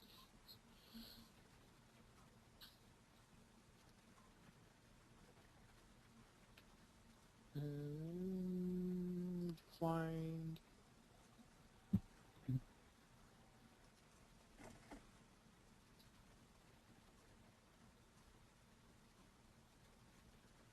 okay, because the font size is actually too much big, so it's actually not confusing to me. So define the delivery split, okay, by the warehouse number. Sorry? Where it is? Can you show me? It's in the LE node. In the LE node, yeah. Shipping, and then the delivery node. Okay, so warehouse, okay, HYE. So I just enabled that, okay, the delivery split, okay, enable. That's all actually, okay, I did it in my ECC side, okay. And then, okay, we'll talk about this, okay, the class types and all those things, okay, tomorrow when we go for the batch management. So we already anyway activated, okay, these things. You activated the BC set? Yeah, okay, only thing is that, okay, the material screens only. That's only the mandatory things, okay, as of now. And because see, these are all like, okay, based on scenario, okay, we'll be enabling these things. Like if you want to enable the returns management, or okay, if you want to enable the TCD. So when the scenario, when we are going to discuss it, okay, we'll activate them on the fly. Because this document talks about to activate everything, because we should not actually go in this path. We have to activate it based on scenario only. That's why, okay, I'm just skipping this steps. So, yeah, okay, so when we go to the yeah, sorry? you can define some scenario and try to activate those so that we will know exactly how to do. Exactly, that's right. Okay, if I just activate it, okay, later you will be not even knowing that, okay, yeah, oh, because this was already activated, okay, you will forget it again. Right. So we finished, okay, the settings on the ECC side now. Is it clear now? Okay. Yeah. Now in the SCM side now, almost like half the settings are same only. Like, okay, creating the RFC destination and then assigning the client to the logical system, defining the business system. So all these settings are okay. The half of them are common. So I'm just okay. Let me go to the SCM system.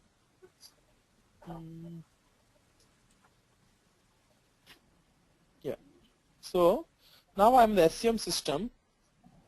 So what you have to do is that, okay, same thing here also. First thing is that, okay, make sure that, okay, it is able to talk to my ECC system.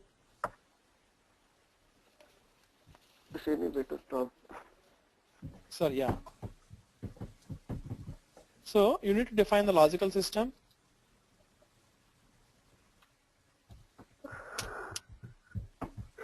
So APO CLNT 890 is the system, okay, where we are doing it, and it is trying to talk to my R3 system. So that is my T90 CLNT 090. You can see that I IDS R3 client 800. This is the system. You just need to assign the logical system to the client. So this is the one thing. And make sure that, okay, the RFC connection is up and running. So in the communication, we just need to define the RFC destination also. But here actually somebody locked this SM59, so I can't open that thing. I just opened the port. So determine the RFC destination for each of those things. So I'm in APO system. If APO system want to talk to this particular system, is it clear now how I'm explaining this thing? My APO system, if it want to talk to this T90 CLNT 090, it has to make an RFC call to this particular RFC destination. Is it clear? So this is like, okay, the very simple, okay, the connection between the two systems. This we didn't get nicely. This is not, can you explain it again? Okay, see here, once you define the RFC, once you define the logical system, that logical system to the RFC connection, you have to link it, right? Right. Okay, suppose logical system is just like a name only. So if I want to talk to this particular system, APO, sorry, from APO to T90 CLNT, it has to connect it to this particular T90 CLNT 090. So if I'm talking to my T90 CLNT 090, I'll take you through how it is this thing. So here, how will we define here? No. See here, okay, I'll take you through this thing, okay. If I want to actually, okay, yeah, this we know. There's no see, there's no port actually available. Next, see, if you want to talk to this thing, you should be configuring to that particular T9. See, this is only an example. I'm just taking it. No, can you just clear with your question more? No, just we would like to know how we set up that particular configuration. See, okay, okay. Let's take this in the more explanation way so that okay, we'll get to know. In the previous screen, not this one. Yeah. No. What actually I just want to take is that, okay, before knowing to this thing, logical system. I can say that, okay, the name as Rama or Sita or whatever I like it. Okay. If I want to talk to Rama, okay, is it clear now? Suppose I want to talk to the system Rama. So this system, I need to assign to a RFC destination. Is it clear now? Right. When I say the word RFC destination means I should have the actual physical host name or IP address on which I can call my RFC calls. Yeah. Is it clear now? See, logical system is the place I can define whatever I like it. And then these two things I need to link it, right? Because I can define n number of RFC destinations with my host name or IP address. Is it clear now? In SM59. But the name, if I make a call to this Rama, it has to make a call on this particular host name and IP address. That means, okay, these two should be linked also. Correct. See, tomorrow, see, let's take this example that, okay, I can change my host name or I can change my IP address, but I don't want to change my business scenarios. Okay. So that's the reason, okay, SAP never directly communicate to the host name or to the IP address. SAP always talk to the logical system only. Is it clear now? That's the reason, okay, what we have the logical system concept in SAP. It's a logical, that means it's not a direct connection. Once you assign this, see, tomorrow I can change my host name or I can change my RFC destination also. Right.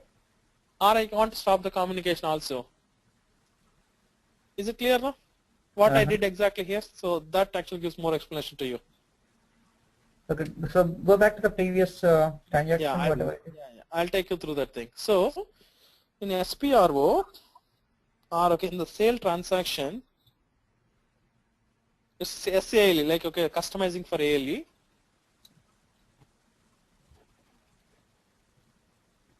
So in the communication, see, once you define the logical system, you need to establish the communication between them, right?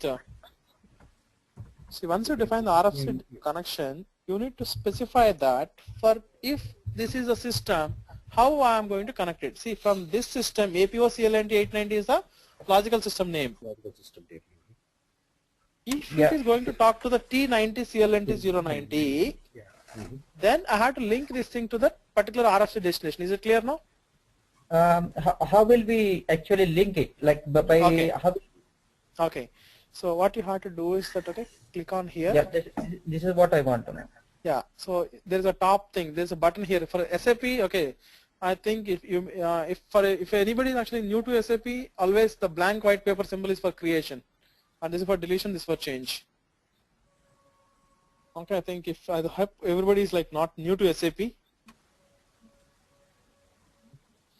Is it clear now? This particular button now? Is this clear? Yeah. Okay, so that is a question for you. Here, my T90 CLNT 090 is still a logical system, right? No, because okay, this problem is that okay, the RFC destination also they defined with the same name. RFC destination, okay. Okay, so that's the problem. See, okay, I'll tell you one thing. I am in ECC. So your RFC destination is basically having all those physical attributes like the IP address and all that. Exactly. You're right. So RFC destination is the one which actually contains the physical attributes. Okay. So I need to link my logical system to the RFC destination. See, what I can do is that tomorrow I can create okay my own RFC destination, and then okay I can assign it. But usually okay, if they want to identify the system name very easily, okay, it's like a moreover I can say that good nomenclature description only. They're basically it's same, but for us to understand it's confusing. Maintenance wise. Yeah.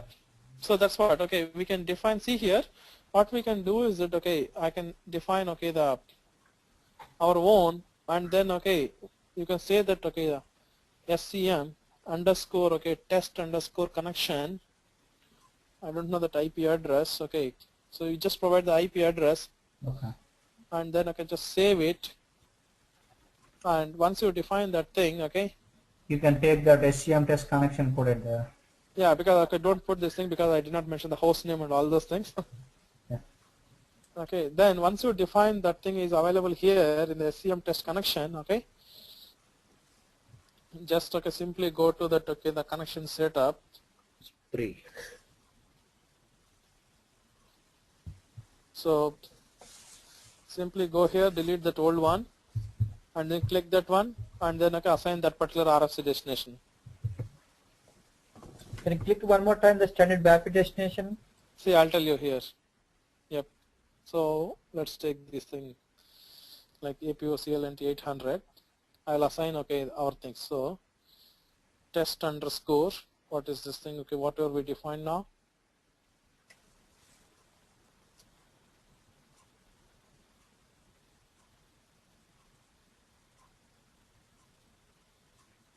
So what we defined, okay, the test should be available here now. PQRST SCM underscore test, which we defined, right?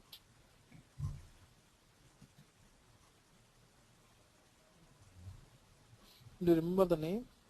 Test. Is it start with test or is it? SCM test. Yeah, so. Yes, SCM underscore test. This is the one okay, which we defined it, okay. So yeah, got it. Okay, so then you can go ahead and you can assign it whatever you like it, okay. Is it clear now? Yeah, so clear. So with APO Client 800, I want to okay, link this to this particular RFC destination. But usually, okay, it's a good practice that okay, people define the logical system name and the RFC destination name, even if you look at for any SRM or CRM or anything, okay, they follow this name nomenclature only. Okay, so once you define those things, okay, we already, okay, anyway, once you maintain that, okay, the warehouse number, okay, I'll just take you through the basic setup in SCM system. So assuming that, okay, both the systems are, okay, connected. Really? Now, yeah. Can we do tomorrow for the? Yeah, sure, actually. Rename. Yeah, tomorrow what we can do is that, okay, we can finish this thing and we'll create some of the storage types also. Maybe from page, okay, 60 to the rest. It will be it's a very simple document only. It won't take, okay, more than 20 minutes now. Hey Srini, can you? Because we done with the ECC side, and tomorrow freshly we will touch with the EWM, and we will have all the pages of the EWM now. Sure. Yeah, that's better. Okay, we'll do tomorrow. No problem. Hey Srini, can you ask her to email this document, please? Sure, actually, I can ask, okay, because I already told Sravanti to email everybody. Okay. So, okay, if you can send me the email, okay, I can just, okay, reply to the same emails, all those things by forwarding the same document. Okay. Okay, so storage types, and then, okay, we'll distribute some more materials and then we'll receive them in the warehouse. Sure. Yeah, we'll go step by step. That's a good idea too. Yeah, we'll do the step by step so that, okay, you will be getting to know that, okay, tomorrow if you go to the client place, I think you may be doing this configuration, so you should be even thorough with the configuration also. Okay. I think we have to do this now. Yeah, you have to do it actually most of the times, even though, okay. Yeah, okay. But just only in support project we will be having 3-4 transition, but all other projects we will be but doing if all the implementation, actually, I can say that, okay, you have to do everything in all 3 landscapes. All 3? Okay. That means the development, quality, or production. Yeah. yeah. Okay, because these settings are like, okay, not like, okay, the transportable settings. Most of them, like, okay, the RFC destinations and defining the client logical settings and all those things, they are not transportable settings. But this will be done by basis, no? But this will be done by basis, right? Yeah, but okay, define the inbound queue or outbound queue that you have to take a decision. Yes. So those are the things, okay, where you need to coordinate with them, because the basic guy simply says that, okay, you just say, I will do it. That's why I asked Srini, because in my place we have around 10 to 12 types of queues. Yeah. We were not able to judge out which queue is for what name. Exactly. So it is very difficult.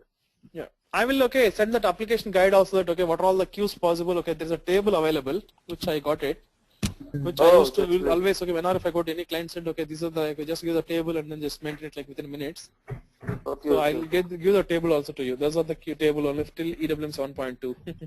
Sure. Yes, Rini. And also one more thing, whatever the transaction we use today, like some of the transaction are very I will new send for that, us. okay, yeah, I will send those things in a notepad also.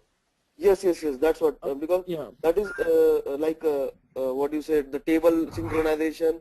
Yes. Then then SWF5 something. SFW5. Okay, those are the some simple transactions. Okay, to activate. Simple, but they are the like gray area for everybody. Yeah, exactly. So those things also I will send to everybody. Right. Okay. So, Sine, yeah. By following this document, whatever we are seeing right now. Yeah. Can we set up everything, integration and also sending master data and transaction data between SAP and integration you can do by following this document.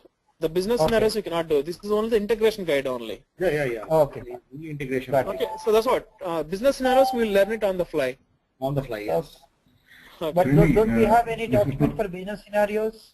I have couple actually, but not for all I can say. But it's like very easy to learn and you will not forget it also. But what we'll do is that, okay, I'll give the notes also for each configuration, like what are all the steps you have to do. I'll make our own PDF file, like the same thing, like equal to this kind of PDF file, and then I'll send it. Yeah, because we will learn what we'll forget actually. That's why I'm exactly. asking. That's what. Okay, these PDF files I'll make it and I'll send to you. Okay. Okay. The problem with this document is this is a huge document, and I've tried following it, but somehow during following this entire document we lose path. So it would be better if you can create a new document which is very concise and very relevant, Exactly. That's what. Okay. That's what we'll make like okay the pointed with the most probably like okay the pointed to pointed one only because this is like a solution manager content. This is like more like integration guide. So I don't want actually to give so many big documents to you, but we can what you can do is suppose like okay deconsolidation I want to configure in EWM. Yes, I want to follow these steps. Like VAS I want to do it like this thing. Get to order, get to stock, or cross docking. Okay, or these things. Labor management. These are the steps. Yeah, that's what we want. Exactly. So that's what, okay, what I will do is that each topic, okay, before we start the topic, I'll send the document, okay, before you the day. Yeah, that so will that, be very we'll helpful. prepare those things. Okay. That's a good idea. Yeah, through PDF, okay, I'll just do Because that. we don't want Google search. Yeah. Right. We want a small one where we can understand and follow the steps. And we can do that. Okay. And if you want actually any of these documents, right, okay. That's it. Okay, yeah. Thanks everybody. Yeah, we'll see you tomorrow. Thanks. At the same time. Yeah, same time. Yeah. Okay. Yeah, thank you. Bye-bye. Thank you. Bye. Yep, thank you. Bye-bye. Thanks. Okay, we rotate if required. So you can see my screen now? Yeah. Yeah. Okay, that's good. So yesterday, okay, we finished that, okay, the settings on the ECC side. So have you tried, okay, in your practice system? Anybody? So anybody finish the settings, or okay, you are just okay doing some basic setup or what? Have you tried any of those things? Not yet. Okay, and I hope all of you received this config material, right? Anybody is missing, just send me the email. So I just okay forwarded to whoever I got the emails. Sure. Oh, I see. Okay. Yeah. Actually, this is Prabhu. Hey, Prabhu. Yesterday you said that you would be sending the pinpointed config doc. Yeah, actually, yeah, once actually, yeah, maybe over the weekend, okay, I'll just make like, okay, before once we finish this config, okay, for every like, okay, once we start the inbound process, okay, we'll just send those things. I'll just make it. Transaction codes as well. Yeah. So we finished that, okay, the settings in the ERP. So let's, okay, go and, okay, start with that, okay, the settings, okay, what all the settings, okay, we need to make it in the SCM side.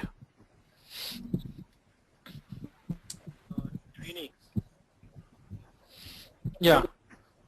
Yeah, hi, this is Abhishek. So I was checking one of the particular settings that we are doing here. It's that external WMS system, activating that, the decentralized WMS configuration. So yes. We have, yeah. So we have actually one instance where we are running EWM. I didn't see that setting or that activation there. I'm just kind of a little confused. No, actually that's what, on which ECC version actually, because the menu paths may be slightly different. So for that ECC is 6.0 and the SCM is 5.1. No, in ECC 6 only, but on which enhancement pack you are? It's on 2. Okay, that's what, okay, because, okay, these menu paths actually change slightly between from ECC 6 to EHP 2 to EHP 3 to EHP 4. Okay. So these menu paths actually change considerably from even from EHP 3 to EHP 4. So otherwise, okay, even what you can do is that, okay, the best way to go is that, okay, even under the logistics execution node, you have something called as integration with service parts management. That's right. Okay, that's the best place actually where you can go. Okay. Okay. So, but all actually it goes to the and updates the same view only, like, okay, the TSTC, there's a table actually, it just goes and updates the same table only. Sure. Okay.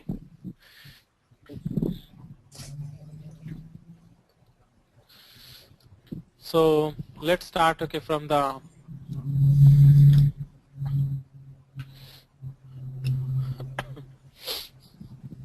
so in the SCM system also, okay, first, okay, what actually, okay, where we left is that, okay, the SPRO, or, okay, you can just, okay, go to the transaction, okay, the sale, it's SALE, where you will be doing the customizing. So first actually, okay, we defined that, okay, the logical systems, and then okay we assign that okay the logical system to the client, and as well as okay we provide the RFC destination okay to the ERP system also, and even okay we specified that okay yesterday we linked that okay the particular RFC destination to the particular logical system. So these are the okay the basic settings okay we had to make it okay in the ECC system, sorry, in the SCM system. So we just defined that okay the RFC destination, so don't worry about this document. So I'm just okay taking it to the page by page okay where actually okay we can just do all the configuration. And then if you want to integrate with okay ERP, once you define your logical system and then assign the client to the logical system, you go to the SCM, I'm in the SCM system. So if you want to talk to the ERP system, so go to the menu path okay the extended warehouse management. So there are a lot of nodes actually which will be going through that okay, one for the master data, one for GR, GI and internal cross processing, MFS part, labor management for the EWM monitor, and for the interface part. So if I want to talk to okay any of this okay EWM okay with the interfaces, so if I want to talk to my auto ID infrastructure, I have to configure it here. And if I want to talk to any of my web services okay which are exposed out of my system, I have to use the enterprise services. And if I want to talk to the ERP, I have to go to the node ERP integration. So can you just go here now? So first what we have to do is that okay the business system, so which we already defined these things. So the business system is okay the APO CLNT 890, which is my okay the EWM system.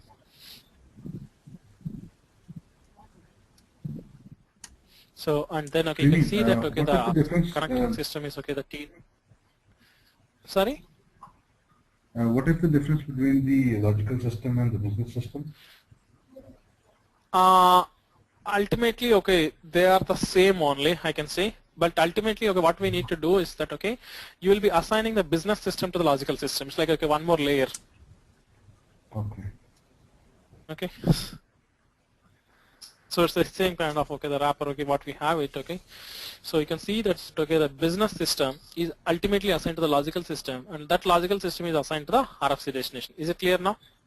Okay. Because, okay, what actually I can do is that, okay, I can actually, okay, define, okay, two separate business systems, but, okay, at the end, actually, they can connect to the same logical system.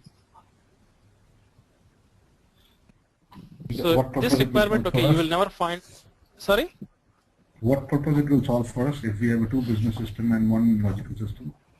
I'm not exactly sure that, okay, because I've not ever seen that requirement also. Okay. Usually it's like, okay, the one-to-one, but okay. No problem. Maybe, okay. But what I can say is that, okay, we can define, okay, because here, okay, the business system is going to be the key, and then I can assign the same logical system. But I will show you that, okay, there is a link that, okay, when we specify a particular warehouse, now, okay, now I got it actually, okay. Two ERP systems, let's take this example that, okay, if I'm correct, okay, because when you map the particular warehouse number from a particular system, okay, we are going to map it to a particular business system only. Is it clear now? Okay. Suppose actually, if you have, okay, that two separate, okay, this also, okay, what I'm saying, it may be contradictory to myself. Okay, but actually, usually I have not seen that requirement, okay, like, okay, having more than one business system pointing to the same logical system, but that option is available. Mm-hmm. Okay, so like now, whatever the clients, okay, with my like almost 4 or 5 implementations, we just say that, okay, the business system is same as like logical system only. Okay. But, Srini. Yeah. So why we need this business system if it's the same? That's what actually we have that option that, okay, we can link, okay, more than, okay, because to my knowledge actually it is something, okay, coming from the SCM side actually. In SCM APO there may be more than, there may be some link, but in the APO EWM side I don't see any use actually. Yes, Srini, can you click the glasses, the notepad one? It gives some description. Yeah, there's nothing actually. Nothing there? Yeah, you can just find that, okay, it's trying to define the business system only. Oh, okay. So this actually, you define the mapping of the logical system to the business system, that's all. No, actually, they did not define that, okay, what is the use of the business system? Okay, okay.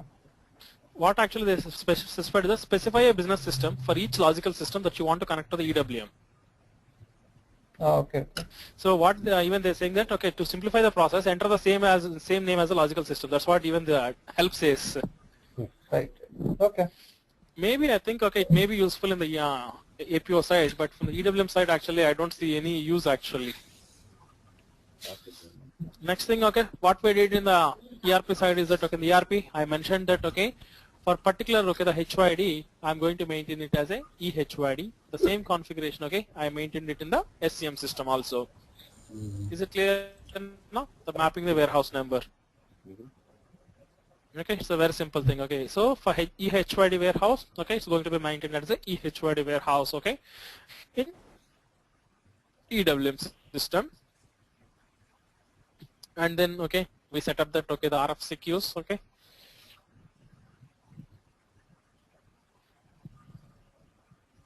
So for my T90 CLNT90, I'm going to use it as inbound queues. So if you are going to you just need to decide it before you set it up. If it is like whether you want to control it as a inbound queue or outbound queue.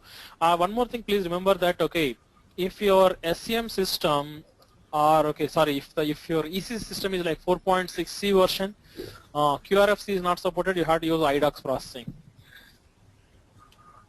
Is it clear now? If you are not using anything more than above 4.6C, it's okay. But if your client is using 4.6C and if they want to use EWM, they cannot use that the QRFC. They have to go for the IDOC processing only. Benny. Yeah. Why we use this one? What's the use of this one? No, if it is actually before to the 4, suppose like 4, if you are either. I'm talking about this QRFC configuration. What is the use of this one? Why we need to set up? Okay, do you remember actually in the ERP side, we mentioned that what kind of queues actually you are going to use it, whether it's an outbound queue or whether it's an inbound queue. Okay. So the same thing, I'm just mentioning it's a reverse of this thing here. Okay. So we have to set up inbound queues or outbound queues or both? No, actually, see, you need to select only one of it only. Oh, okay. Okay, so whether you can use it as an inbound queue or whether you want to outbound queue, or no queues, but you want to use it only that the IDOC processing. Okay, see, if you are using the outbound there, you have to use that the inbound here. Okay. Is it one time setting? Can we switch? It's like Srini? Srini? Sorry? Yeah. Can we switch back between inbound, outbound? Can we switch between back and forth, inbound, outbound, outbound, inbound? Okay, that's what I'm telling you. If you switch between the back and forth, what are all the things you have to change is that first of all, if you change it on the ECC side, then you have to do the corresponding change on the SCM side also. Okay. And apart from that, the queue registration is the the queue registration, then you have to change that, what is the maximum number of allowed timeout and what is the maximum number of possible connections also. Okay. Suppose, see, the problem of if you make that as an outbound connection, let's take this example that, if ECC actually trying to send like, 100 deliveries at one go, like, somebody created like 100 deliveries or you created one big delivery document, like 100 people created, 100 deliveries. So then in this case it will be a problem because you said that, my QRFC has only 10 parallel connections only. So then in that case, ECC actually will dump all the 100 deliveries to SCM, but SCM actually receives only 10 of them only.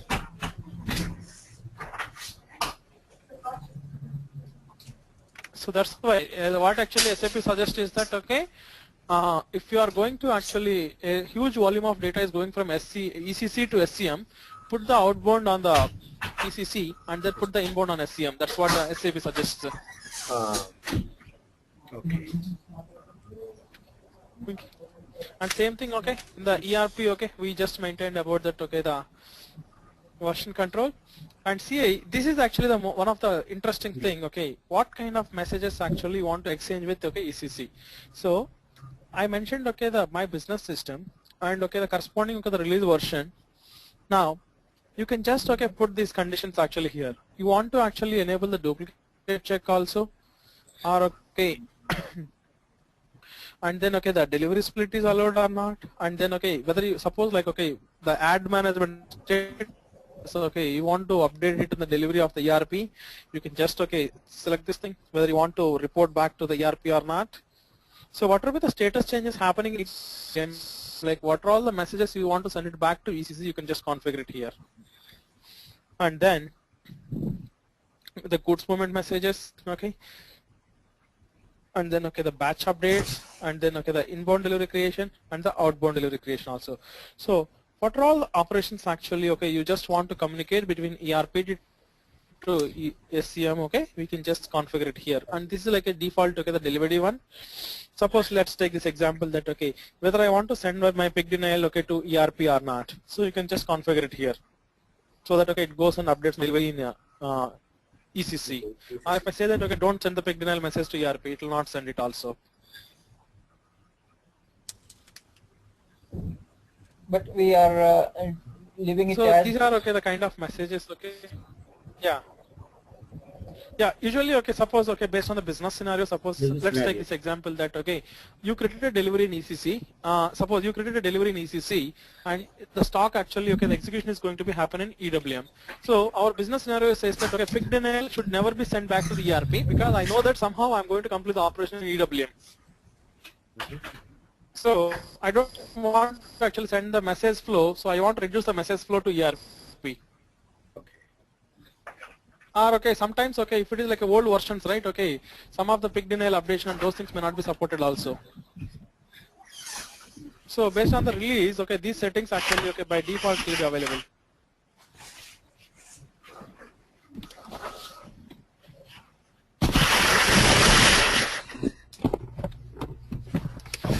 So till this thing actually we define the business system, and then we mapped the ERP the warehouse EWM warehouse also,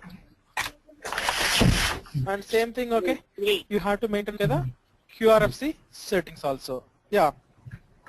So let's say Hello? I think most of hi.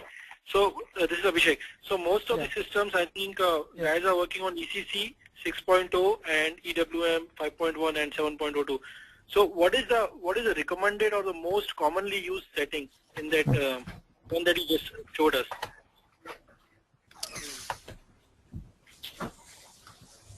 Sorry, come again. The voice actually got to break a lot.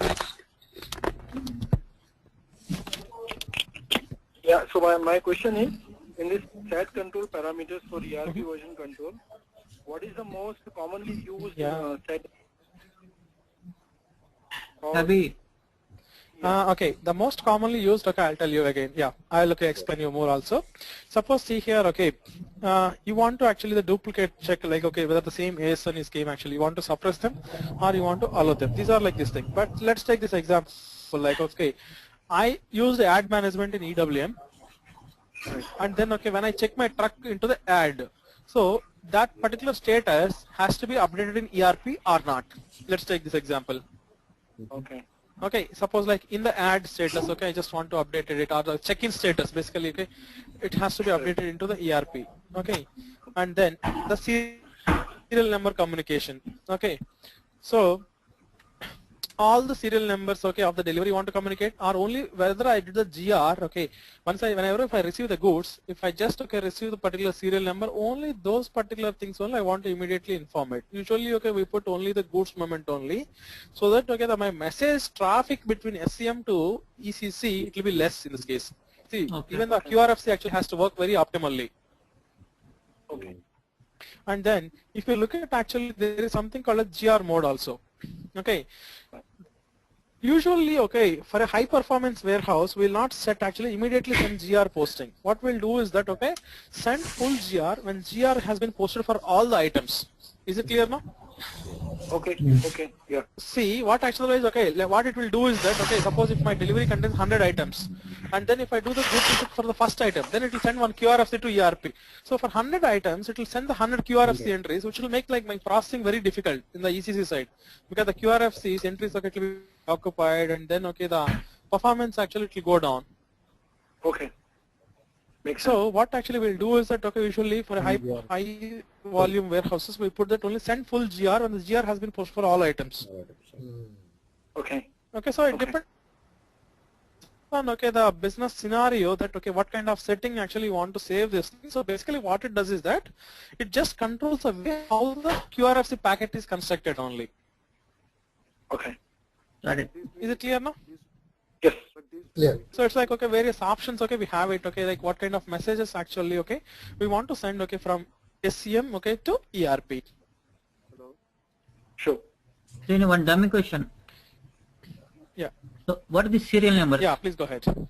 Serial number is on the serial numbers. Oh, serial numbers means let's take this example that there are 1,000 computers you received into a SAP warehouse. So how do you store those things? You need to scan not only the item and the quantity, you have to even scan the serial number also, right? Hello. In layman serial terms? number management. Layman terms like let's take this example that engine number. Okay. Suppose like engine number is unique across the globe. Mm-hmm. Suppose let's take this example that you purchased a laptop from a let's take this example, you purchased a laptop and there is a problem with the laptop. So when you return the laptop, how the vendor actually identifies whether that particular laptop is the actual laptop or not? that is sold to you or not? Yeah, based on exactly. some number. Number. Hello? You can actually. It's not the invoice actually. See, invoice only. See, invoice contains. See, serial numbers concept is like you have like for the engine numbers or for the laptop for the computer part numbers. Wherever the part number. It's not unique the identifier. It's a unique ID. Identifier, yes, of the product. Yeah, exactly. See, there is a difference between the product versus serial number. Serial number is a one instance of the product, I can say. Okay, yeah. The unique instance of the product. So understand this as like for food and beverages, you use batch numbers. So for telecom industry or for automobile industry, you use serial number. Microelectronics. Like yeah, that. see. Yeah, see, batch is also inside the batch. Still, we'll use the serial numbers. Serial numbers, Correct. yes. I mean, I'm just trying to set up an analogy. Exactly. So it is like further sub level of the batch to identify the one unique level of product. Like see, like you have 1,000 TVs, you produce it in one batch. So you want to identify individual piece by piece also. So serial numbers are nothing but like giving the numbers to the one product to each one number. Okay, okay. You got it now? Yeah, yeah. So for each warehouse, we'll define the serial numbers like the. Not the warehouse. It is actually linked it to the. See, there are ways actually. You can maintain the serial numbers at the bin level, or you can maintain the serial numbers still to the storage type also, or you can link the serial numbers to a particular storage type to a particular material also. That means two different materials can have the same serial number. Is it clear now? Yes. But a combination of material with the serial number is always unique. Okay. See, like a TV and a computer can have the same serial number, but two TVs will not have the same serial number from the same manufacturer. Okay. Okay. Is it clear, or you want more thing in the? As of now, it's see, the serial number is used for the electronics, or it's for the auto parts. Like even if you, I don't know, if you go for any industry, like any electronics industry or any industry, all these things, everything is used by serial numbers. Otherwise, if you try to return the goods, you cannot identify whether this particular goods is actually sold to the particular customer or not. Let's take this example, like tire industry. If you look at on your car tire, it contains a serial number. Okay. So that by having the serial number, they can track back to that when that came and in which warehouse it, and also what all got distributed. Everything you can track back also. Okay. Okay. So then the same way whatever we did in the EC side, we have to register the queues also, SMQR. Then I registered the SIF queues and the delivery queues and the QI and the WM queues also. So otherwise if you don't like any of these things, you can just simply put a star and then just save the queues also.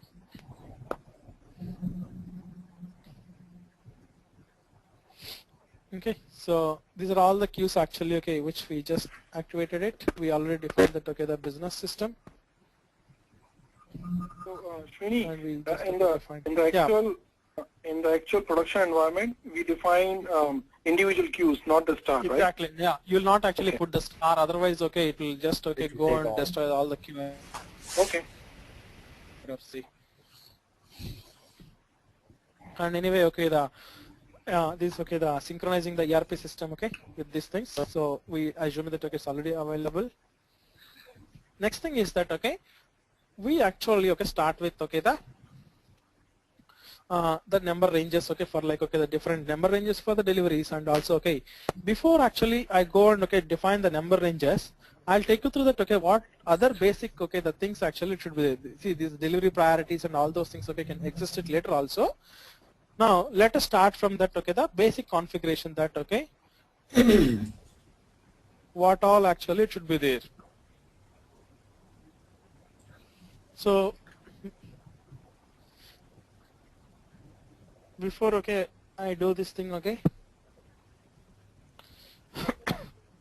what we can do is that, okay, you have to actually, okay, distribute your plant and the storage location, and some of the vendors are the customers, okay, to the your SCM system. So yeah, so our system is okay. Yeah. So by now both systems are connected and configured where we can distribute the data? No, because, okay, the number ranges and all those things you have to define it, right? Okay. Otherwise, okay, see, you can distribute it. See, from the ECC side, no issue. You can distribute it, but it will fail in SCM system. Okay, so that means it's not complete. Yeah. So what actually, okay, if you want to define is that, okay, you can just, okay, let's take this thing, okay, I want to distribute, okay, one of the material, okay, test underscore, okay, EW7 material, and then I want to distribute a particular material, okay, I just want to distribute, okay, the HYD underscore, okay, rice1. This is one of the material, okay, which we created it. I'm just trying to create an integration model.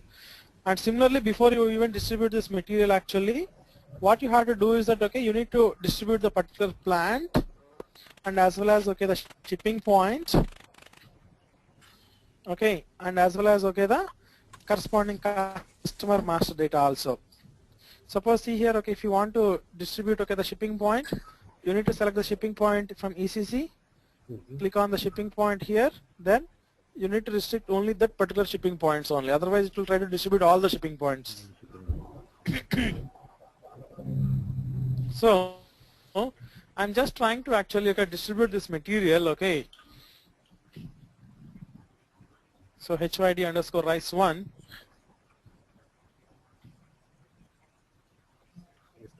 Now click on the generate the integration model. So test underscore EW7 got generated.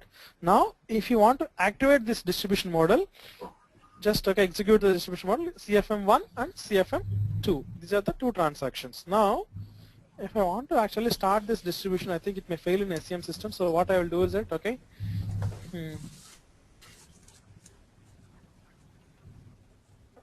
going to the material, make the new status as active. Now click the button start. It may give the error that, okay, no supplying plant maintained. Okay, so I think they implemented that node. That's nice to know. Okay, now this particular material, okay, if I go to my, okay, SCM system, that particular material, okay, should be available. So create session. So make sure that, okay, there are no queues actually pending here.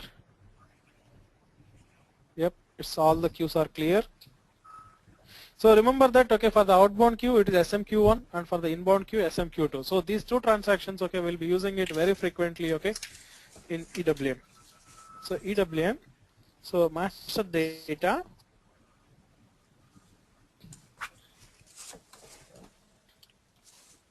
So Business partner. product. So maintain the product. So HYD underscore, okay, rice1 is the product, okay, which we just distributed, right? So if I go to the display, what happened to this product? Is it HYD underscore? I think this is not created in ECC. This material, this product should be on ECC. No, it is there. So logical system is APO CLNT 890 material. Let me check actually. Check the outbound queue here in the CCC. Yeah, 1 minute actually. I'm just checking whether this is the right ECC system or not.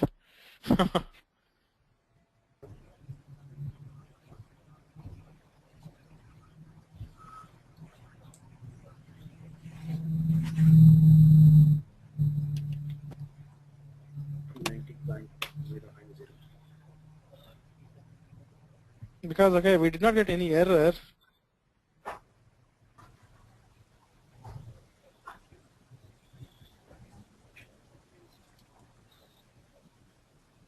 So is it ECC 800 or 890 or something? No, ECC is 800 only. 800 so is ECC. yeah. HYD underscore, okay, rice1. This is the material, okay. Plant is HYDP. 0001. Yeah, this is the material, okay, which we try to distribute it there. So in the ECM system, because the same way, if I go to the my SMQ2, there's no error, and even my CIF also did not give any error. So let me check it in SLG1. Can you check on the sending system? Yeah, that's what actually I'm just trying to see what happened to the. I'll just try with the CFM1 test. Let me try. Logical system. APO CLNT 890. Materials. Hello? Yeah, HYD underscore rice1. Just execute this thing. Generate my integration model. Go to SMQ2. CFM2.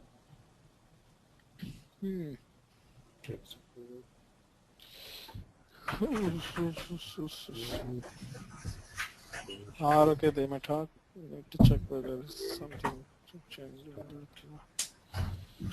Click on the button start.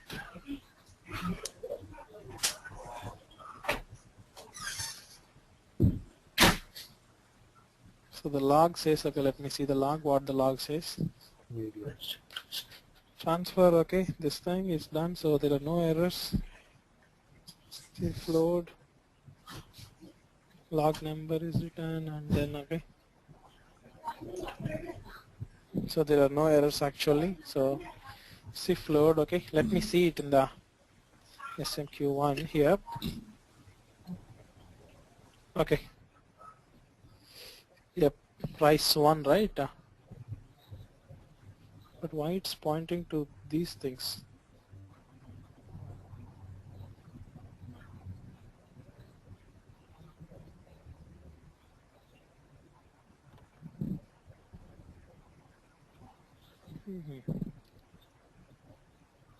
Okay.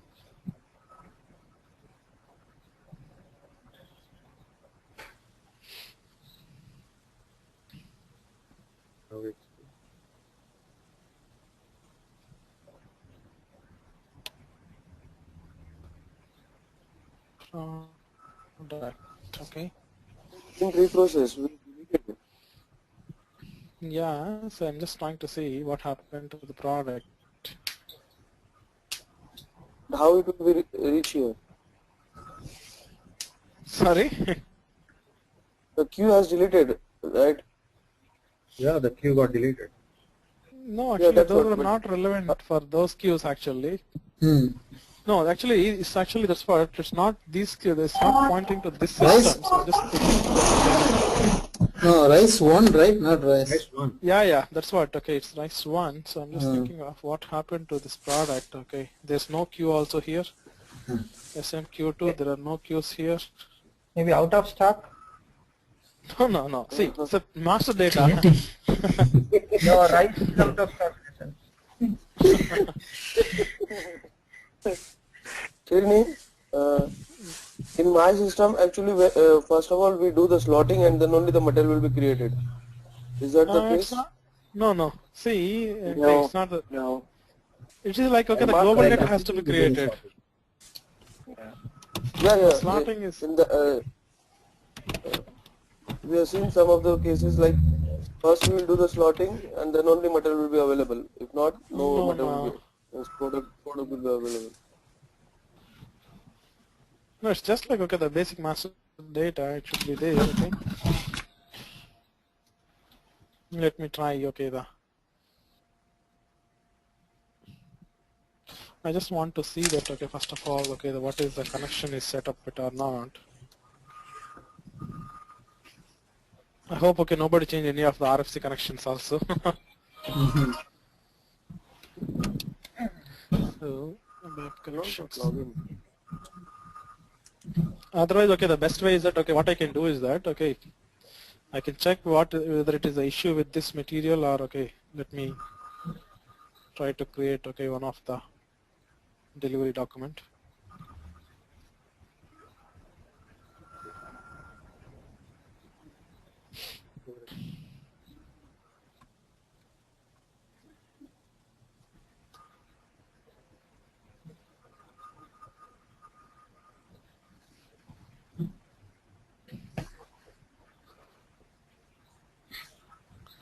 Just give me 2 minutes. Just want to check whether this data is actually getting distributed or not.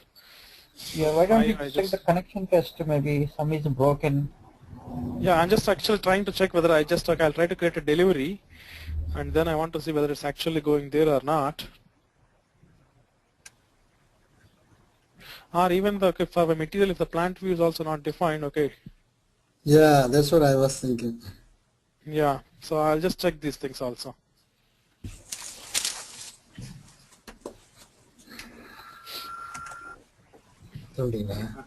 எடுத்துட்டீங்களா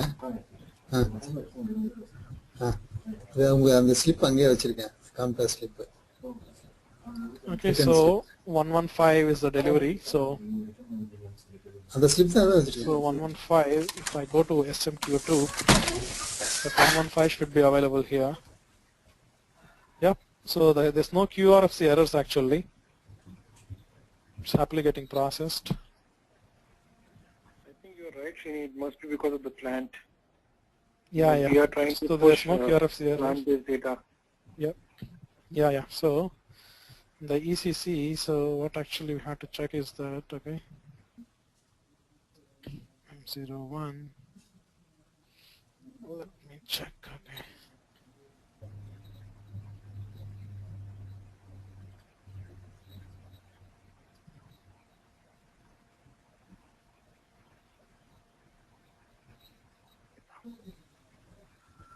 Warehouse view is also required. Warehouse view is not mandatory. If you want 0001. 001, okay, the material, basic data 2, okay, purchasing.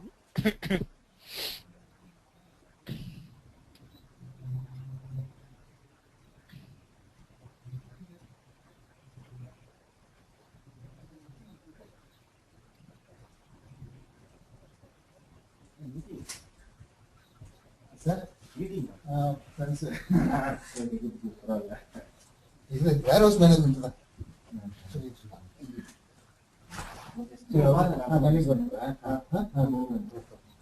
நான் அவங்களோட பேசுறேன்.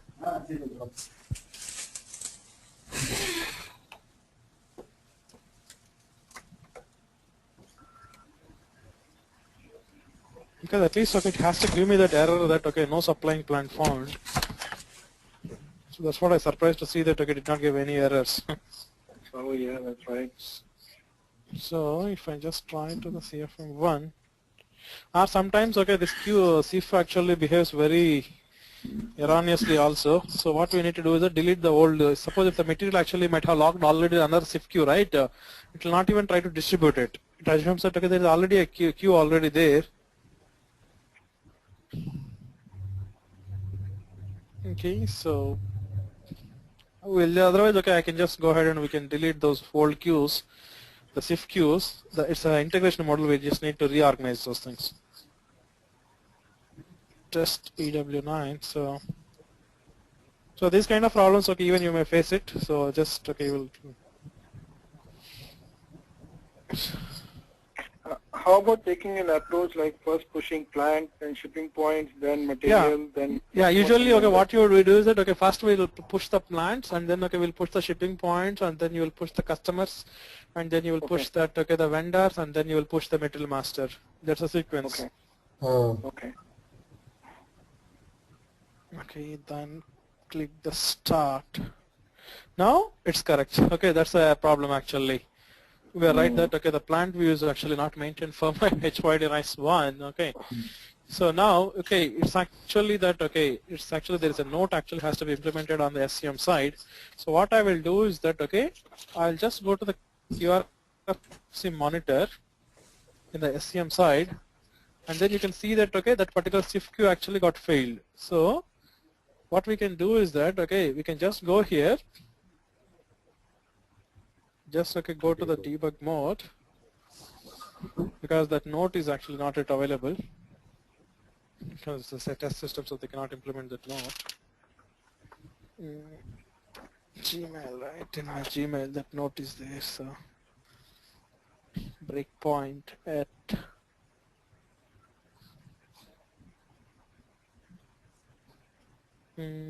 slash star dm star. I don't remember the names very well.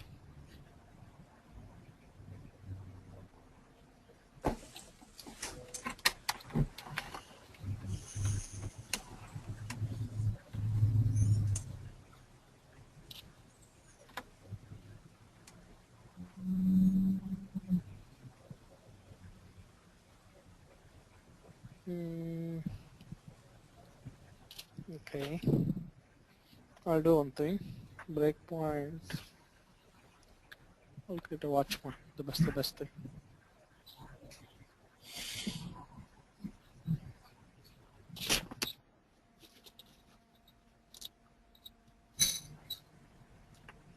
I think that is a message. Okay, which we got it. So.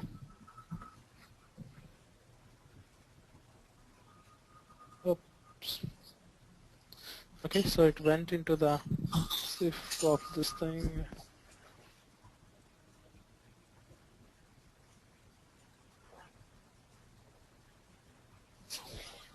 There's a function module actually. Let me just open that. Okay, my email, it was there.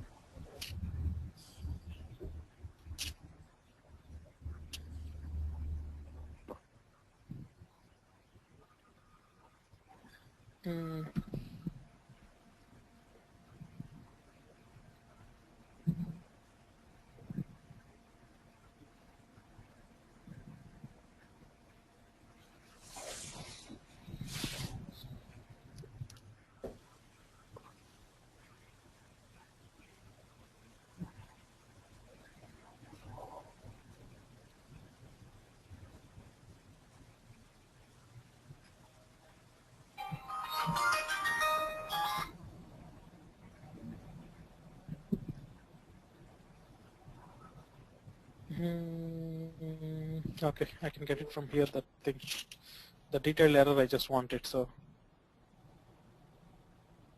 okay, so if I just go here, so you just expand this thing. So we can just go here. It's 146. So what we can do is that, okay, the debug mode. So just go back. Just go here. Debug mode. I'm not so good at debugging, so I just want to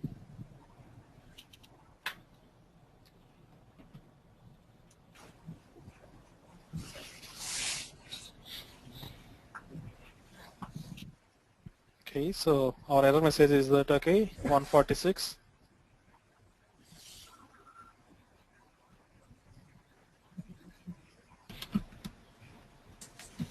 It's not 143, it's 146.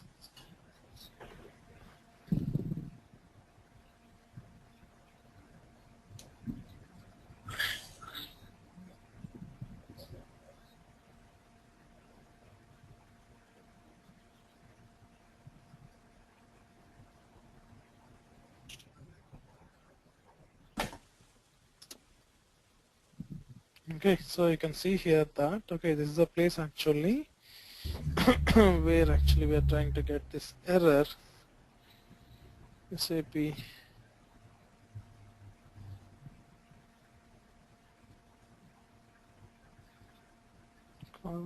okay, location from Srini, go to statement. Yeah. in the real time, these kind of things will be taken care by.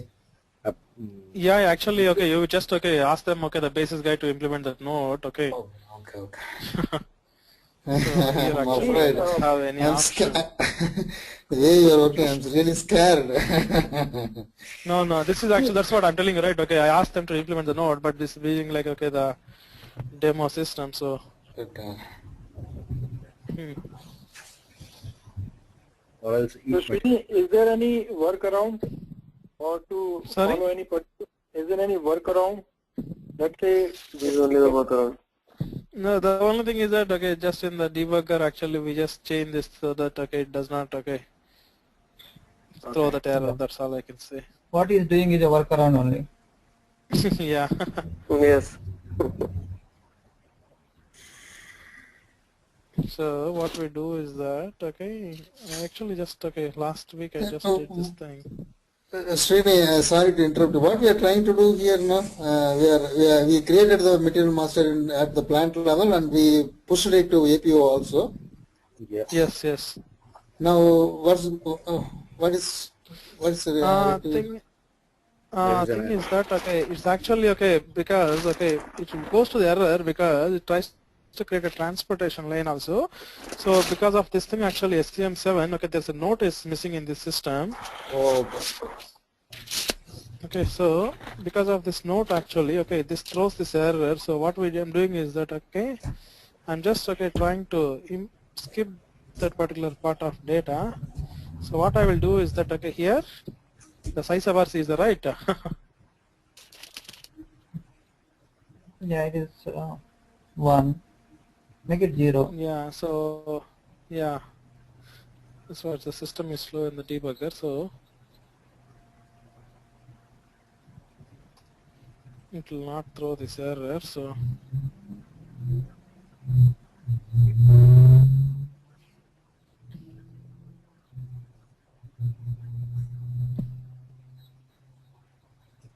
you have to change the size of RCs because of that note is missing. Everywhere we have to change, right? Yep. That's the way actually, okay, which I just created it last week for that our material.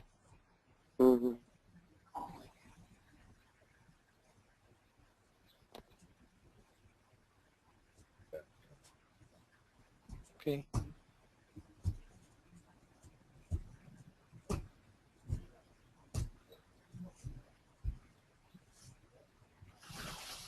Can I ask you how you came to the clue that there is a node? Actually, I checked it in the Google and also in the marketplace with the error message. If you go to the Google, I'll tell you. Yeah. You just you just go and No, we will just continue here. Yeah. We will Google it. Continue. So, yeah. No problem. So you just go here and then CIF error. It's very simple only. No. Supplying plant found. Okay, you can see the first error itself in the SDN. Okay. Okay, so there's no rocket science inside that thing. Okay. So my queue got cleared in SCM. So let's see in the SCM system. Now, if I go to my maintain the product, HYD rise 1, you can see now, right? Yeah. Can you see in SCM system? Okay. This is like either that apply that note or go to the debugger and then just adjust just make the two size of ours is to 0 so that it will skip that particular part of code. Okay, so I thought that Navid took the rice bag in the middle. Sorry? I thought that Navid took the rice bag in the middle. Okay, so first actually, what we need to do is that, you just transfer your plant, storage location, and the customer master data and all those things. And then, now let's go back to that, is it clear now? So whenever, once the material master is created, what you have to do is that, you have to assign that thing into the warehouse also, this particular material. Unless you assign the warehouse view, it will not be, you cannot use it for the EWM. So HYD rise 1, then you have to assign it to the particular the warehouse. Just create a warehouse view, that's all. Otherwise sometimes what people expect is that because for one material you are assigning like this one. If we have a bunch of materials, then what will we do? Yeah, there's no, so what actually you have to do is that, you have to, there is a user exit actually in the SIF inbound side. What it does is that it even go and create the warehouse view also. So you have to, there is a user exit available. So you have to implement that user exit always. Okay. So that's what actually when we asked the first question, why can't actually you give it like automatic view? But they say that, you can use the same material for n number of warehouses. So that's what actually we have a user exit available. Srini, question. Yeah. When you created the material master in ECC, first time you created for the warehouse or the what? First you created it for warehouse, right? Yes. No, I just created only for the plant view only. Warehouse view is not mandatory. Oh, and if you don't maintain a warehouse view in ECC and if you maintain warehouse view in SCM, will it correspond? No, because see, the warehouse in ECC is just like dummy only. We don't have any business functionality there. So no need to maintain material data at warehouse level. Exactly, not required at all. Okay. So only thing is that this is also nothing like a warehouse view here. I'm just only linking this particular product through this particular warehouse so that what I can do is that later in the warehouse data I have a lot of controls here actually, process type determination, load category, and then what kind of put away strategies I want to apply for this particular warehouse. See, the same material can exist in multiple warehouses also. And in multiple warehouses I want to actually execute the different strategies also. Okay. So, yeah. Could you please throw some light on this party entitled to dispose? Yeah, that's what actually I'll just take you through that thing also. So that's what, I'm just going to start from the beginning now. So as of now, what we did is that, we just define the business systems and able to establish the communication and make sure that we are able to distribute the data. Distribute in the data means only the master data as of now. Is it clear now? The master data, right. Are you able to distribute it? Yes. Okay, so, and one more thing actually, before you distribute the master data, the rest and all actually can be distributed, okay, except the business partner, because sometimes, okay, for the business partner, okay, like, okay, whenever if you distribute the customer master data and vendor master data, it will go and create it as a business partner in SCM. So make sure that, okay, you define the number ranges for the business partner, and that number range is going to be the external business partner number. 1 minute, this is very important. Yeah.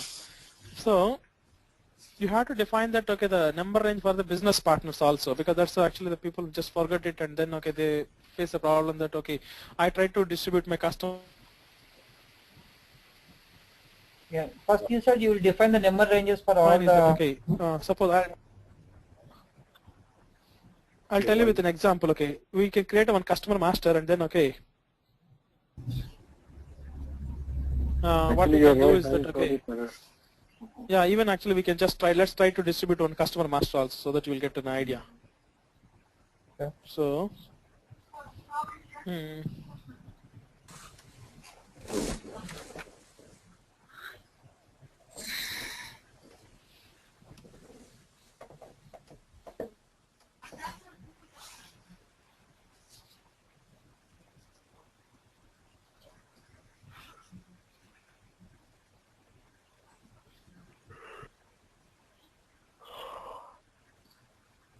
what happened? The connection went wrong. The same connection got disconnected. Yeah, even it seems like, okay, the ECC also.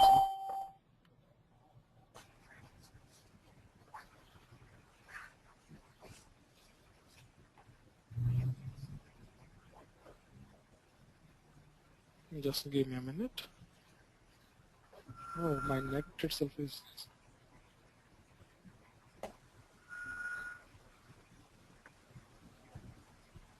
Just give me a minute. What happened to this thing?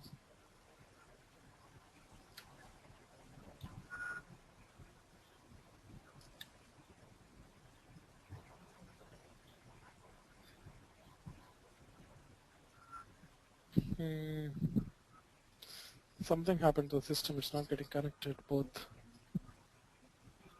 Are both systems are broken? Yeah, both are actually. Who is that Kalyan? He is there. Can we ask actually somebody that, okay, why the connections are broken? Ask Naveen. No, it's not actually, even the IP address itself is not responding, so maybe you can just try. Yeah, Kalyan user is a API trainer. No, actually the systems itself are actually not at all connected. So Sravanti, can you just answer this thing? The system is down, maybe some power shutdown or something is there, or Srini, can you do one thing? Yep. Please send me a screenshot of this. I'll check with the basis, okay? No, there's nothing like, okay, when you just try to connect it, okay, it's saying that the connection itself is not responding. Okay. Yeah. It's not even the basis is required actually. It's like, okay, even the logon is not working. Yeah, system available or not, that's the thing. Yeah. Not reached. Network down, I think. Yeah. Maybe it is tied. So, yeah, just okay. I will just try it in 2 minutes after this thing. Okay. So few things are, what actually we'll do is that, okay, whenever if you create a customer master, vendor master in ERP, okay, it has to come and, okay, create it as a business partner, okay, in SCM. So if you want to create it as a business partner in SCM, make sure that, okay, you define the number range for the business partner, and for that number range, okay, you have to maintain it as the external number range. Is it clear now? Okay. So that, okay, that whatever be the customer number in ECC, it will act as a business partner in SCM. I'll show you that setting also. And this party entitled is nothing but, okay, the vendor which you are assigning to the plant.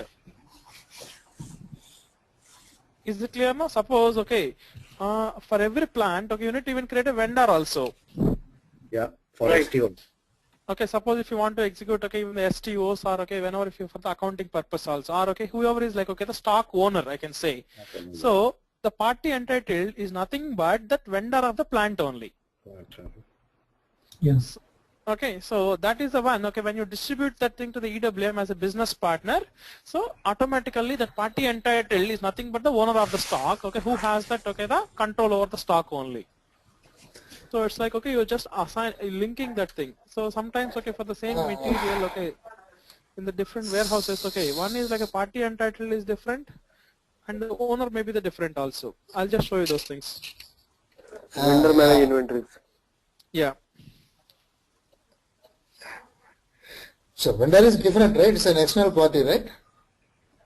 Sorry? Vendor is can be different. also vendor. You are creating plant itself as a vendor? Yeah, exactly. So what you need to do is that, okay, you just create a vendor and then in the additional data and the purchasing, okay, you just we are link adding. it. Okay. Okay. That will normally we do it for stock transfer process. Yeah. Same thing we are doing here also. Okay. Yeah.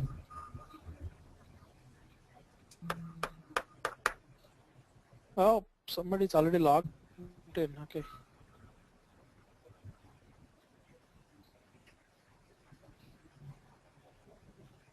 Okay. Now, just give me 1 minute. What is happening here? It's taking so much.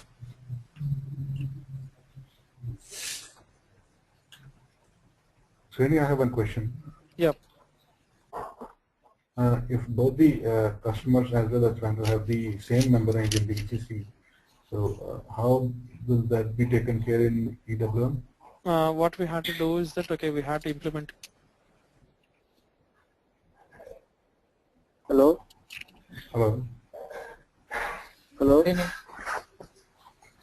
I think his connection is lost. Lost.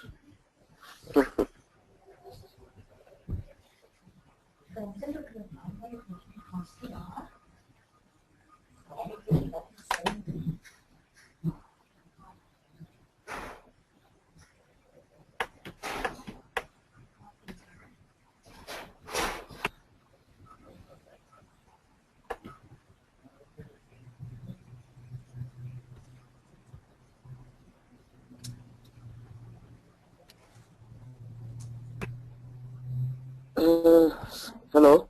Is Suraj here? Hello, Naveen. Is it there? Yeah, he's offline. Hello, hello all, this is Suraj here. Yeah, you are there, man. We are also here. No, I'm just asking. No. Yeah, I'm asking, anyone got the server connections? Have you tested anyone? No, not as of now. We didn't try. No, okay. I think Raja tried, maybe.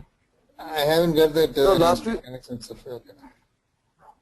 No, last week I tried, I made it out, but from this week we are not got. That's what I'm saying.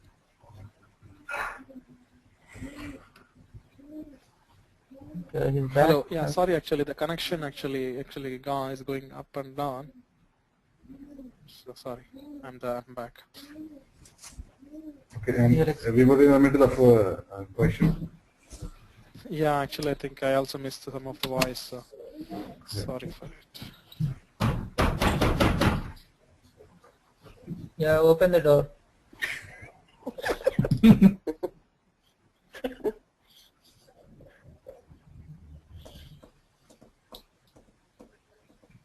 Can you see my screen? Yeah, we can see that. Okay. We can see that. Continue with this log on. Okay. Yep. No, your ECC screen is not available. Can you see the screen now? Because the current screen is IDAS SCM. Yeah, now we can see. Yeah.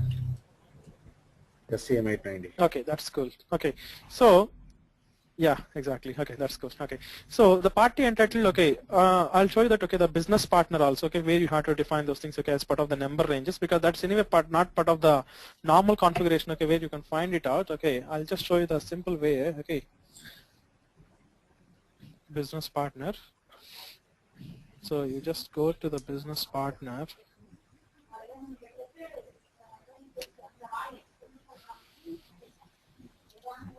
Okay, so you just define these things. Okay.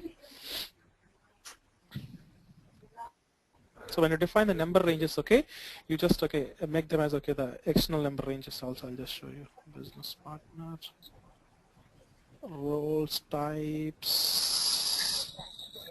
Yeah, number ranges is grouping. Yes. So when you assign that particular the intervals, see here, you can see that I just using this particular number range of for our business partner, make sure that the external is flagged, or suppose sometimes if your customer something contains the like numbers like the description like the Costco, or I can say that the pages any number, so just make sure that the it may be text or it may be number, just flag this as external also. Otherwise, you cannot even create the business partner members. Okay, so it's very simple setting only. And business partner roles we are going to define? We know most of the times, the roles are like, the predefined roles are like available, like one is a customer, the master, and another is a plant. So these roles are like, the predefined roles are already available in the standard system, so those should be enough. Yeah, exactly. Unless if you are going to create any extra roles, you can just go and define it like like forwarding agent or those things. Enough. I can say that like 99% of the roles are like more available there than enough. But if you want, actually, you can still go ahead and you can create your own roles also. Okay. All right. Thank you. Okay, so these roles are like the pre-delivered with SAP. Now, let's go to the basic configuration. Yeah. Those roles, right? Okay, I'll tell you those things. Okay, when you transfer that particular the plant, or when you transfer a particular customer or a particular vendor to SCM system, you need to assign the relevant roles also. So suppose let's take this example that I transferred the one of the customer 1000 actually here. So the transaction code for to access a business partner is BP is the transaction code for the business partner. Please remember this transaction if you are new to this thing. Somehow I think the system is a bit slow now. Yeah, great. Yeah. Okay, so I created so I created our business partner the vendor so that I can distribute my deliveries here. You can see that the business partner number here.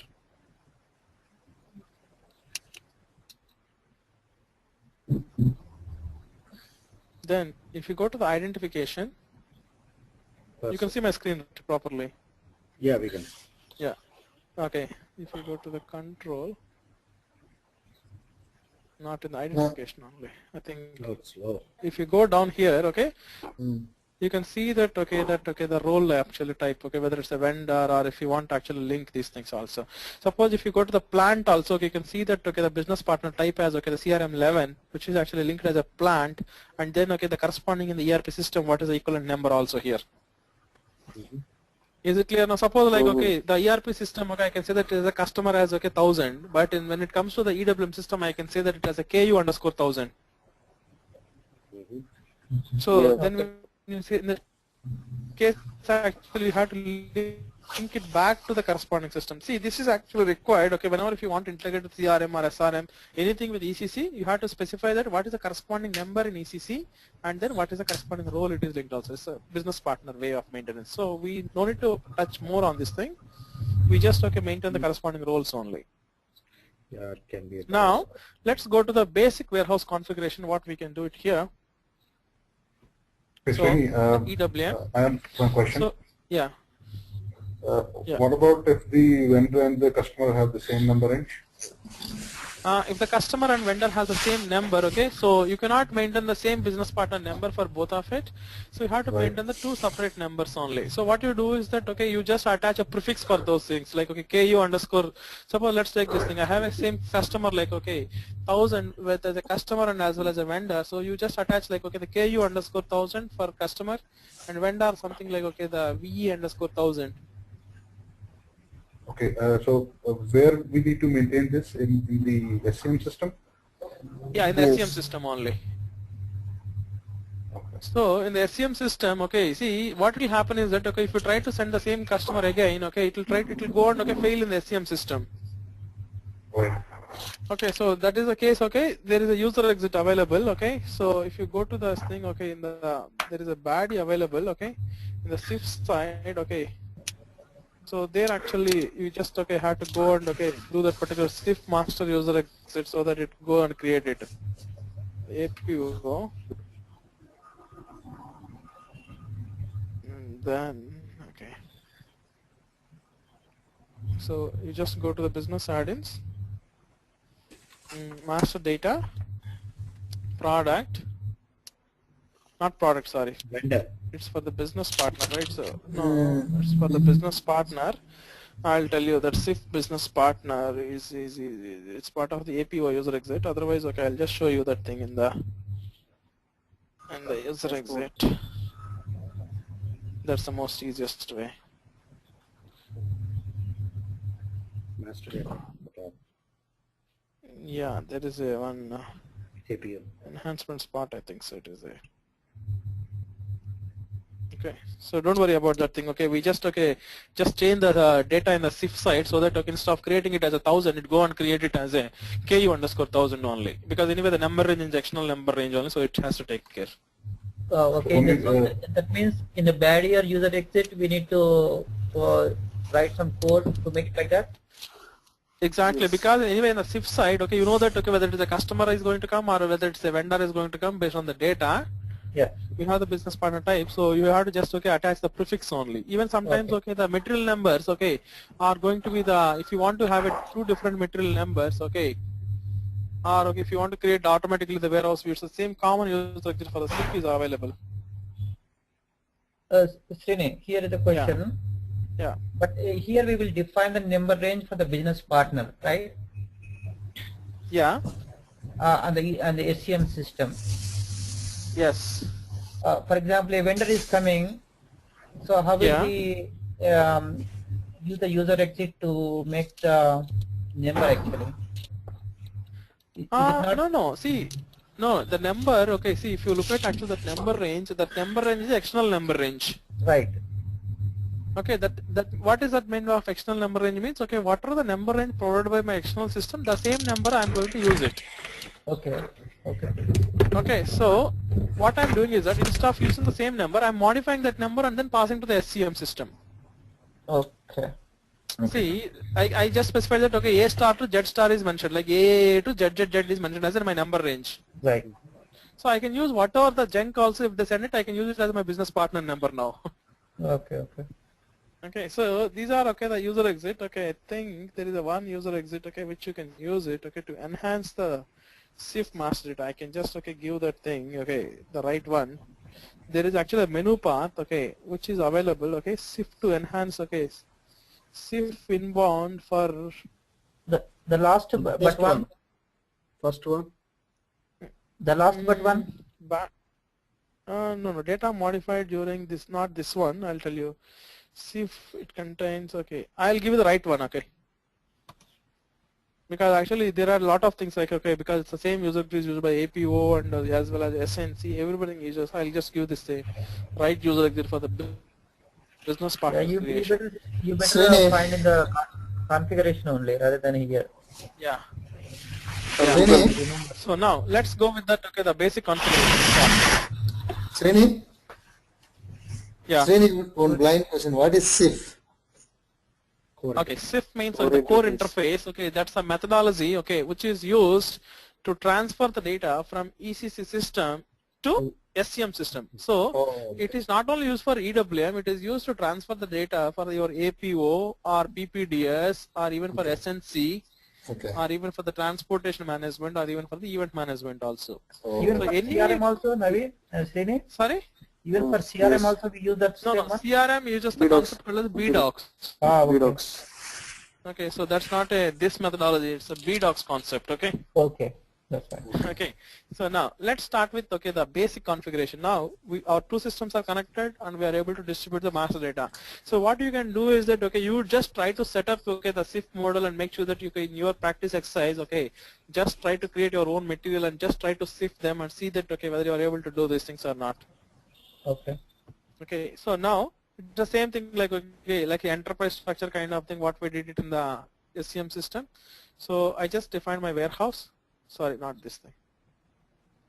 So we just okay defined the EHYD. We all know that okay EHYD is going to be our warehouse. Okay, where we are going to execute all our EWM class. So this is just like I defined my warehouse, and then okay. Whenever if you define any warehouse, okay, what you need to do is that okay, you need to assign the okay the time zone for the warehouse, and also okay the it's nothing but okay the what is the time zone of the warehouse, okay, and also what is the longitude or okay the latitude, because this mainly is required even for the planning purpose also. So when you create your plant and if you distribute it to the SCM system, it will automatically even create a supply chain unit automatically. Is it clear now? When you create a plant in ECC and if you distribute it to the SCM system, it will go and create the supply chain unit automatically. Otherwise, you can just go and create okay your own also. Can you see here now? There is a master data, the supply chain unit, okay, where you have to go and okay maintain it. So this actually you don't need to create it, because when you transfer a plant automatically to SCM system, it will automatically go and even create a supply chain unit also. So where is our HYD Hyderabad plant? Okay, so for the plant and shipping point, it will go and create the supply chain units automatically. I'll show you what is the supply chain unit also. So each supply chain unit is going to contain that okay the address and the longitude and the latitude of the particular location. Is it clear now? It is created automatic? Yeah, it will create automatically based on your plant address. Okay. Okay. Okay. And then okay, it contains even that address also. Yeah. Shani, how did you come to this screen, man? I didn't look at it. Okay, Yeah, I'll take you through this. Navigation. Okay. Yeah, just Okay, see, I am in the SCM system. Okay. I am in the SCM system, in the normal, okay, in the front end, in the menu path, I went to the extended warehouse management.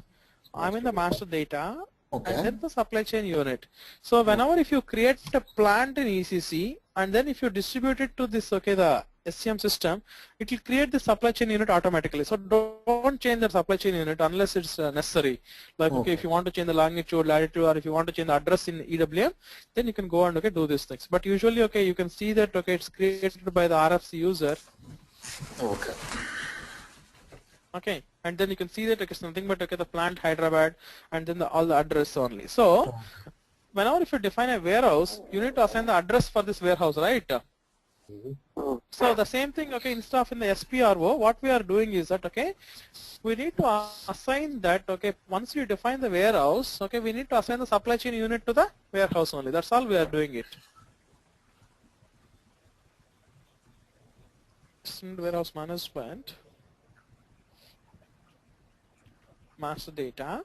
So once you define your warehouse, you need to assign the warehouse numbers. Okay, so our warehouse is okay EHYD. You can see that okay the HYDP is our okay the supply chain unit, and okay we know that okay the party entitled is a business partner of my this thing.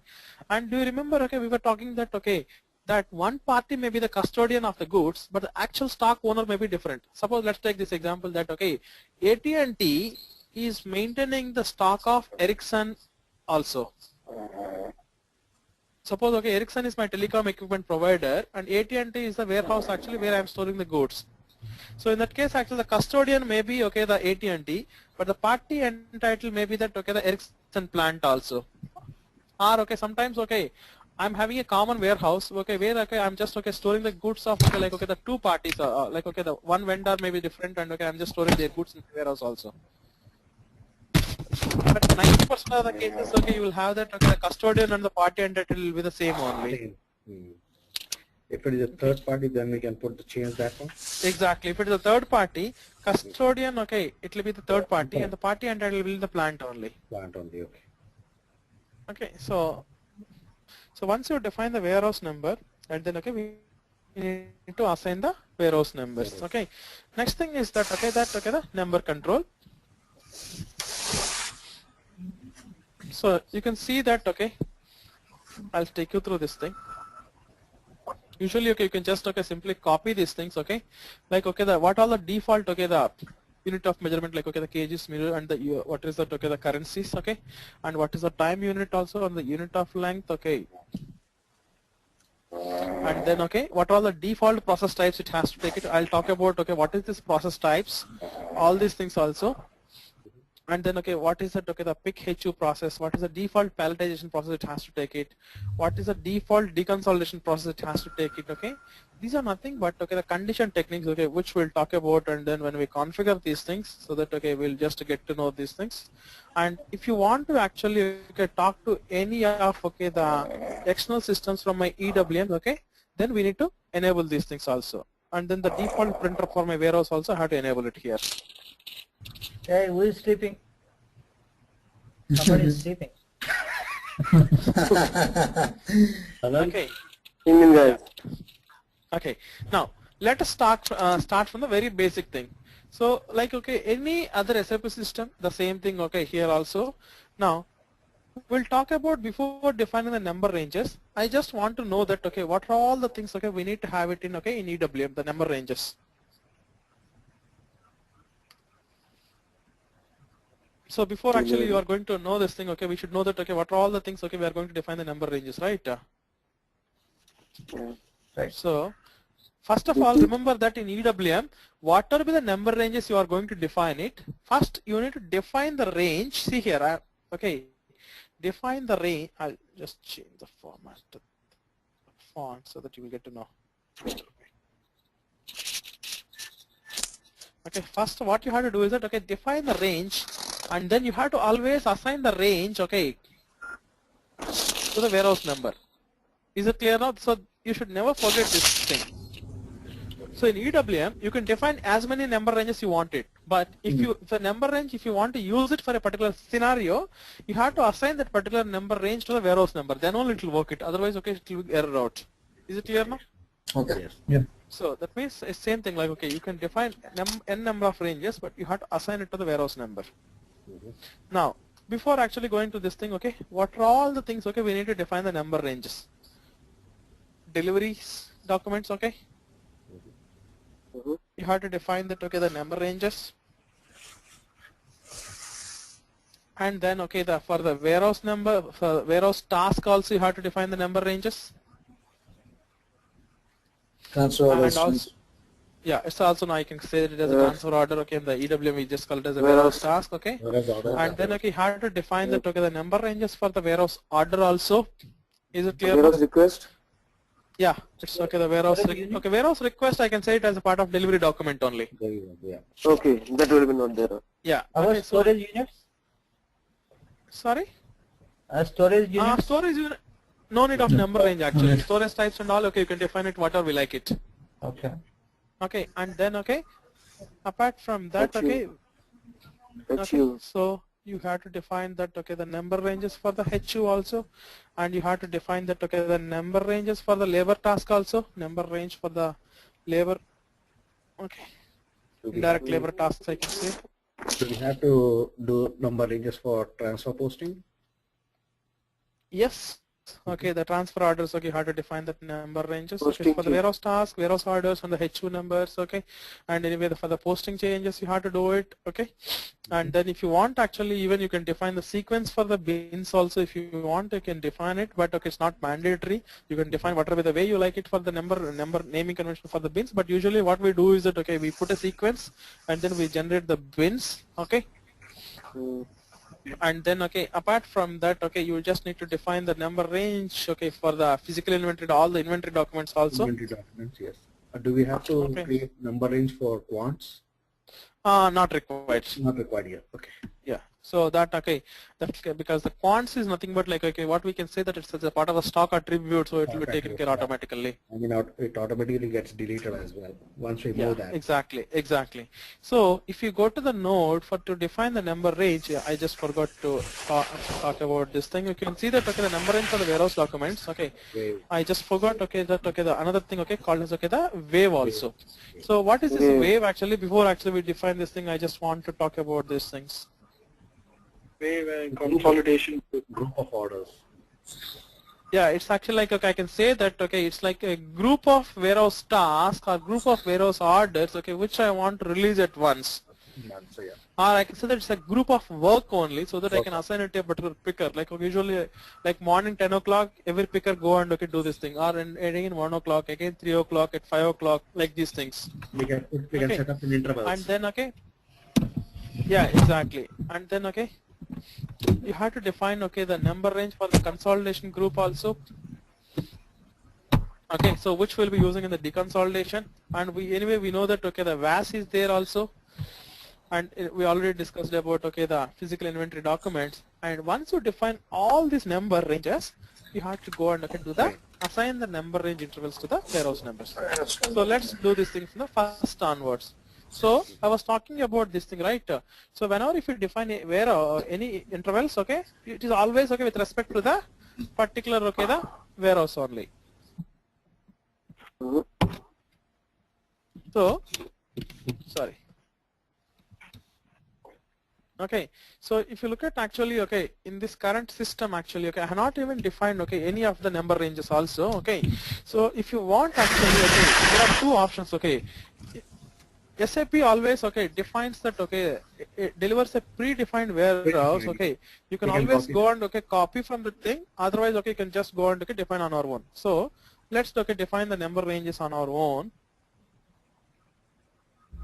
So yeah, otherwise if you can just go to the warehouse, you can see that from 0001 is a warehouse actually, which is always delivered by the SAP in the standard. So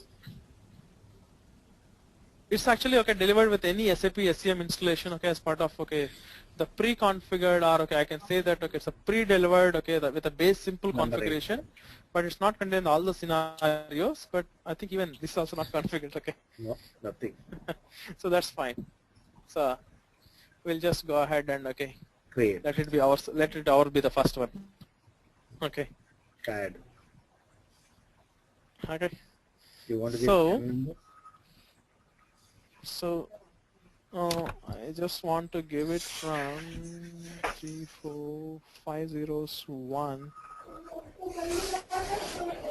to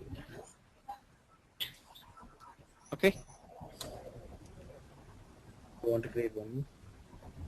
Yeah, one to all these things.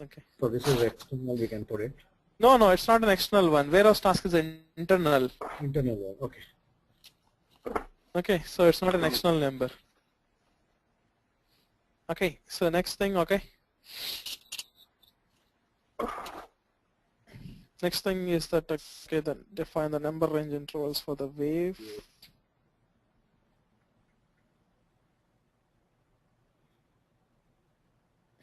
Zero one, I can say that 000. 99. More 3 plus 3, 6, 7.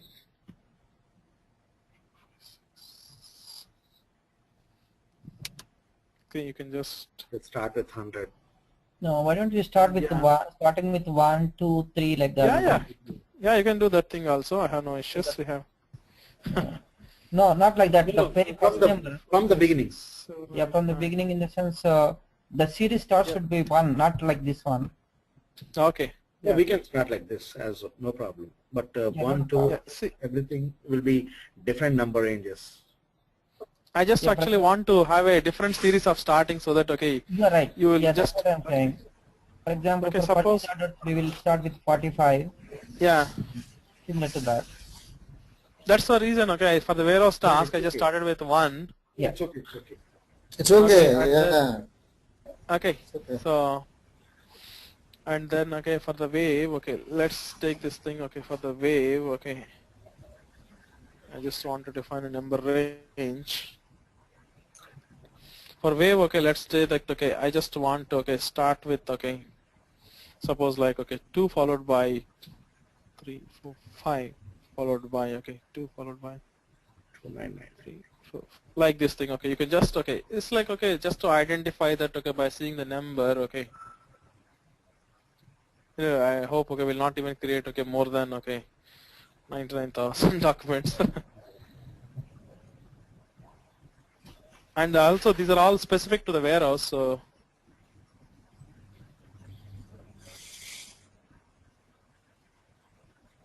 What happens if it crosses this number range? We can extend. No, you can just, okay, what you can do is that, okay, you can create another number range, or okay, what we have option is that, okay, I think there is an option, okay, if you go to the number range intervals, there is a place, okay, to reset it something, okay. Or else can we increase the number? We can add one more. Usually, okay, see that number range, okay, you will be knowing that, okay, how many number of documents you are going to create it, okay. Usually what we do is that, okay, once you archive those things, like, okay, you can reset the number range back. Correct. Yeah. But after So can we increase the number range, like for example 999 to something else also, or we should be see, thing is that, okay, I can say that, okay, people, I have not ever seen that, okay, when the number range get expire, people not increase the number range. What they will try to do is that they archive the old data and then, okay, they reset back it actually. Okay. That's the practice, but okay, you can extend it, but I think there are some consequences also, because some of the data may get corrupted. I think there is a consequences. There are consequences. I can check on this thing. Now, define the number range for the warehouse orders also, for the warehouse orders. So,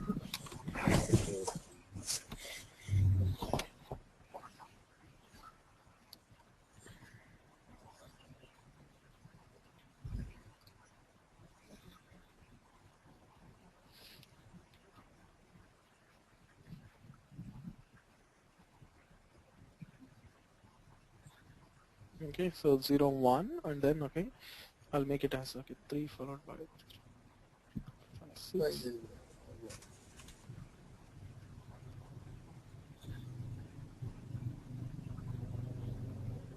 So you can just define whatever the way actually you like this number ranges. No, we like this way. Yeah. So there's no restriction on these things. And then, okay, consolidation groups. So usually for the consolidation group, okay, I usually take that number range, okay, starting from 0, 1. And if it's a very big warehouse, okay, 2, 5, 6, 7, 1.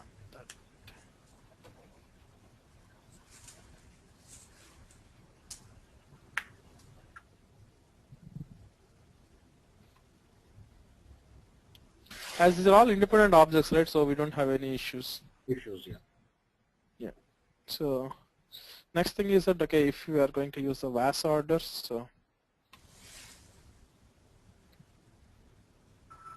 for all VAS, I'll just start with, okay, 5 followed by.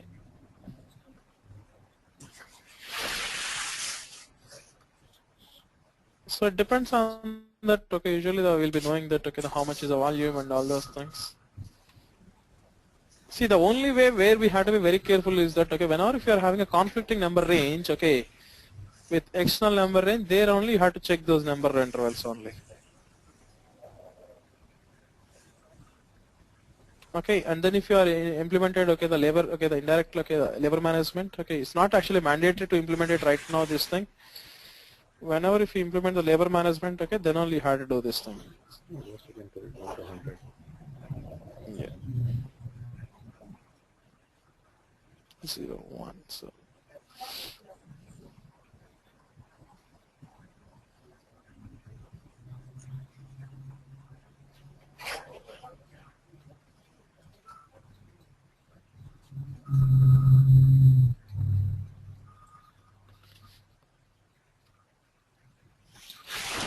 Srini, the fundamental question, can we transport these numbers to different systems, or we have to manually create in each system? Yes. No, you can transport always. Transport it. We can transport, right? Yeah. Yes. We can. Actually, okay, whenever if you save these entries, okay. Oh, okay, it will ask the transport number or something? Yes. Just needs more number range inventory. Yeah. Because somebody is saying that we have to create in each system, that's why I'm asking. No, I'll tell you.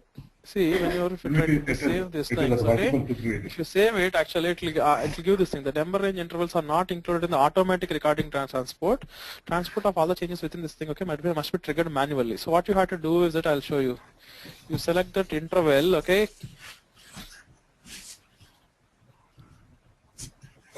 Okay, there's an option actually here, transport. Yeah.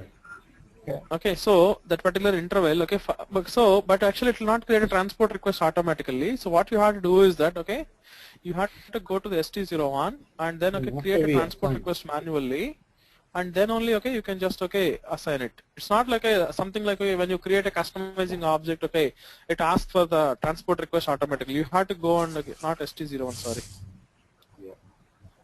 SE01. SE. Yes. Or it's SE09. Sorry, yeah, that's fine. Yeah. SE09. Yeah, SC09 and how this is. So you have to just go and, okay, create a transport request, and then, okay, we can just need to transport it. That's fine. Now we have. Yeah. Now, and then, okay, assign the number range intervals, okay. Now, you can see that, okay, for the EHYD, okay, what is this number range? Okay, this is, I think, the external number range. I think we did not define any of this. Okay, number range for the stock posting, okay, it's 01 only. Yeah. Okay. So here it will be automatically assigned, or we need to manually do it? We have to. No, you have to assign it actually. That's what I was telling you, right? You can define n number of number ranges for each warehouse, okay? But you have to link it to that, okay, the number range for direct labor task. Okay. And for the physical inventory, okay. Okay, so Hyderabad, okay, the warehouse, okay. Just to save them. Now this is a customizing request, okay? Here you see the thing. So this actually gives the automatic request.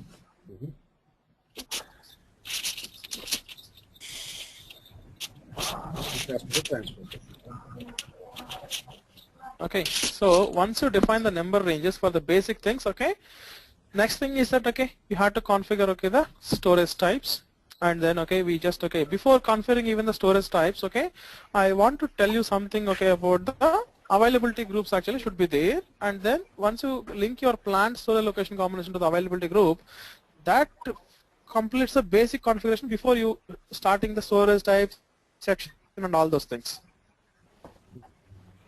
So before you start any of the other things, I'm telling you the sequence. You have to configure the availability groups.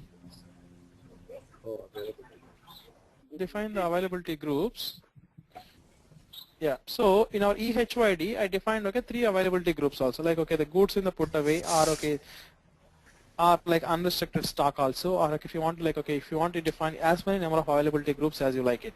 So this availability group, I'll tell you the link actually. Once you define the availability group, see, once I assume that, okay, you define that, okay, the availability group.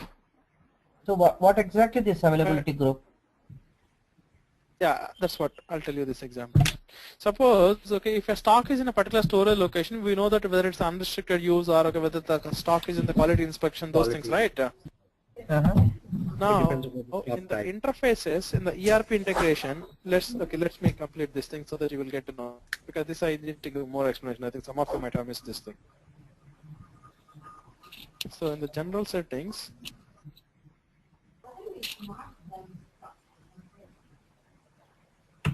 the goods movement, map the storage location from ERP system to the EWM. So this thing, okay, you have to complete it, okay, before you start any like delivery document integration. Suppose in EWM we don't have any concept of, okay, storage location. So storage location combination, I can represent it as, okay, a particular storage type. I can say it's not exactly equivalent, okay, because, okay, one storage location stock, I can maintain it in multiple storage types, but each storage type I'll be linking it to a availability group, okay, in EWM. Is it clear now? So No, it not means that. if I store a particular goo, okay, see here, okay, I'll tell you one thing. I know that, okay, Hyderabad plant, storage location is AFS, that means in 0001. EWM, it's EHYD, link it to the stock type or nothing but the availability graph of 002. That means goods are completely available. 001 means just goods are received in the put away. See here, let's take this example. I'll tell you one thing. When the goods come into the GR area or GR storage type, I'll have the availability group as 001. That means, okay, they are ready for the put away. But when I put the goods for the final put away location, okay, I'll change the stock type to 002 or nothing but, okay, from F1 to F2 has to be done automatically. Restricted to unrestricted. Is it clear now? See, whenever if you want to do the stock posting, okay, it has to happen automatically. This availability group will help it. No. Okay. I can give you, okay, there. See, let's take this example. Yeah. In that case, this would be treated as a transfer between one storage type to another storage type? Yes. No, yeah, see, that's what, exactly. That means, okay, from the GR storage, okay, exactly, you're right. Now, from the GR storage, if I transfer the goods to the final put away location, so this storage type has availability group as 002, then it will do the stock posting here. Right. Is it clear now? So that, okay, you will be know that, okay, how much stock is available, okay, in which availability group, or sometimes, okay, I can say that, okay, I have 3 different stock types also, like, okay, F1 or the stock in the quality also. So this way actually I can easily map that, okay, see, I can have n number of stock types, okay, I'll tell you the link actually. I'll tell you the link, okay, how it likes it. Stock types in EWM, see here, stock types are linked to the availability group. Okay, availability group, the assignment is made at the storage type level. So that, okay, for each storage type when you define it, okay, you need to maintain the availability group. Otherwise it will take the default availability group. And is it a one-to-one relationship? Yes, exactly. For one storage type you can assign it only one availability group only. Okay. Okay. Okay. Now this availability group in EWM is assigned to my plant storage location combination of ECC. Is it clear now the mathematics this thing? What is this thing? So stock type is linked to the availability group. Availability group is linked to the plant storage location combination of my ECC. Okay. So that way I know that, okay, when my inbound delivery comes, see now it's a reverse way. For a particular plant storage location comes in this thing, it finds a particular availability group, and because I'll be storing the goods in a particular storage type, when the goods enter into my EWM system, from this storage type I will find the availability group, and from here I can link it to my stock types. Okay, is it can clear you now? Yeah, can you open this map storage location from ERP system to W? Before that, Srini. Yeah. Yeah. Let us understand this. Hello. Yeah. Can you open the notepad, sir? You can see. Yeah, that's what. Okay, that's what I know that. Okay, this table is like, okay, if you want to understand this table, actually you have to see this notepad only. Yeah. Yeah. Okay. See, and let's take this thing. Okay, the reverse way. The data comes to SAP. We know that, okay, plant storage location combination. See, let's take it from the bottom up. Plant storage location is available in the delivery document. Okay. And then when the initial document comes to SAP, it has to find that, okay, what is the entry point into the warehouse also? What is the GR bin? Or what is that, okay, the starting bin also? Is it 001 like an interim storage area? Like yeah, exactly. It's a starting, okay, the GR staging area. It's a 901? Yeah, 901. Okay, 901 in WM or, okay, the same thing I can say here as 9010. Okay. All right. Okay. Now I got it. Okay. Okay, so that's From what. there, the final put away is 002. That, okay, the storage type, exactly, because that storage type is linked to the availability group. Okay. So that is linked to the stock type.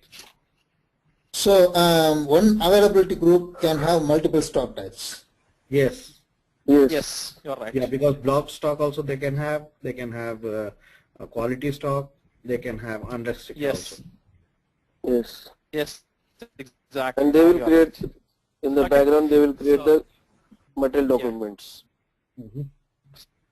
Yes, you are right. So you have the option of choosing what kind of stock type it is, whether it's a quality or GR block or whatever it is. Yeah, whatever. I mean, depending on the business scenario. It's a manual. Yeah, okay. even actually we can actually create a, suppose if an inspection document is created, okay, I can change the stock type to the Q1. Is subject to inspection. Yeah, exactly. Suppose if a material is subject to inspection, I'll always put the stock type as Q1. Yeah, Q1 and it will be on 001. Yes, you're right. Yes. And okay. Yeah. Most of the time, 001 are unrestricted. Yeah. So what I will do is that, okay, I will make a small presentation or like a small PDF file, okay, because this concept actually hard to understand it, especially if you come from the ECC background, okay, how this availability group and the stock types are linked, because this is like most like a small confusing kind of thing here. So I'll send a detailed thing with a pictorial diagram like, okay, how we represent the same thing in WM and how we represent the same thing in EWM. If this is the stock type, okay, how the equivalent way of representation in EWM. I'll just make a small PPT and convert it into a PDF file and I'll send to you. That actually gives a much more detailed explanation to you in the pictorial way.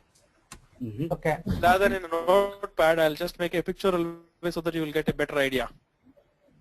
Srini, I have one question so on this. I think it's already, yeah. But do you know why this is made in EWM? Means what was the significance of this? Means, this availability group actually, this availability group, I can say that it's not only for, it's not maintained as, actually there's no relevance for the EWM, it's mainly for the APO. Oh, okay. This is actually used very extensively in APO because there actually they combine multiple plant storage location combinations for then they do the ATP check. This availability group is used very extensively. Okay. So the concept of planning is taking into the ERP by availability group.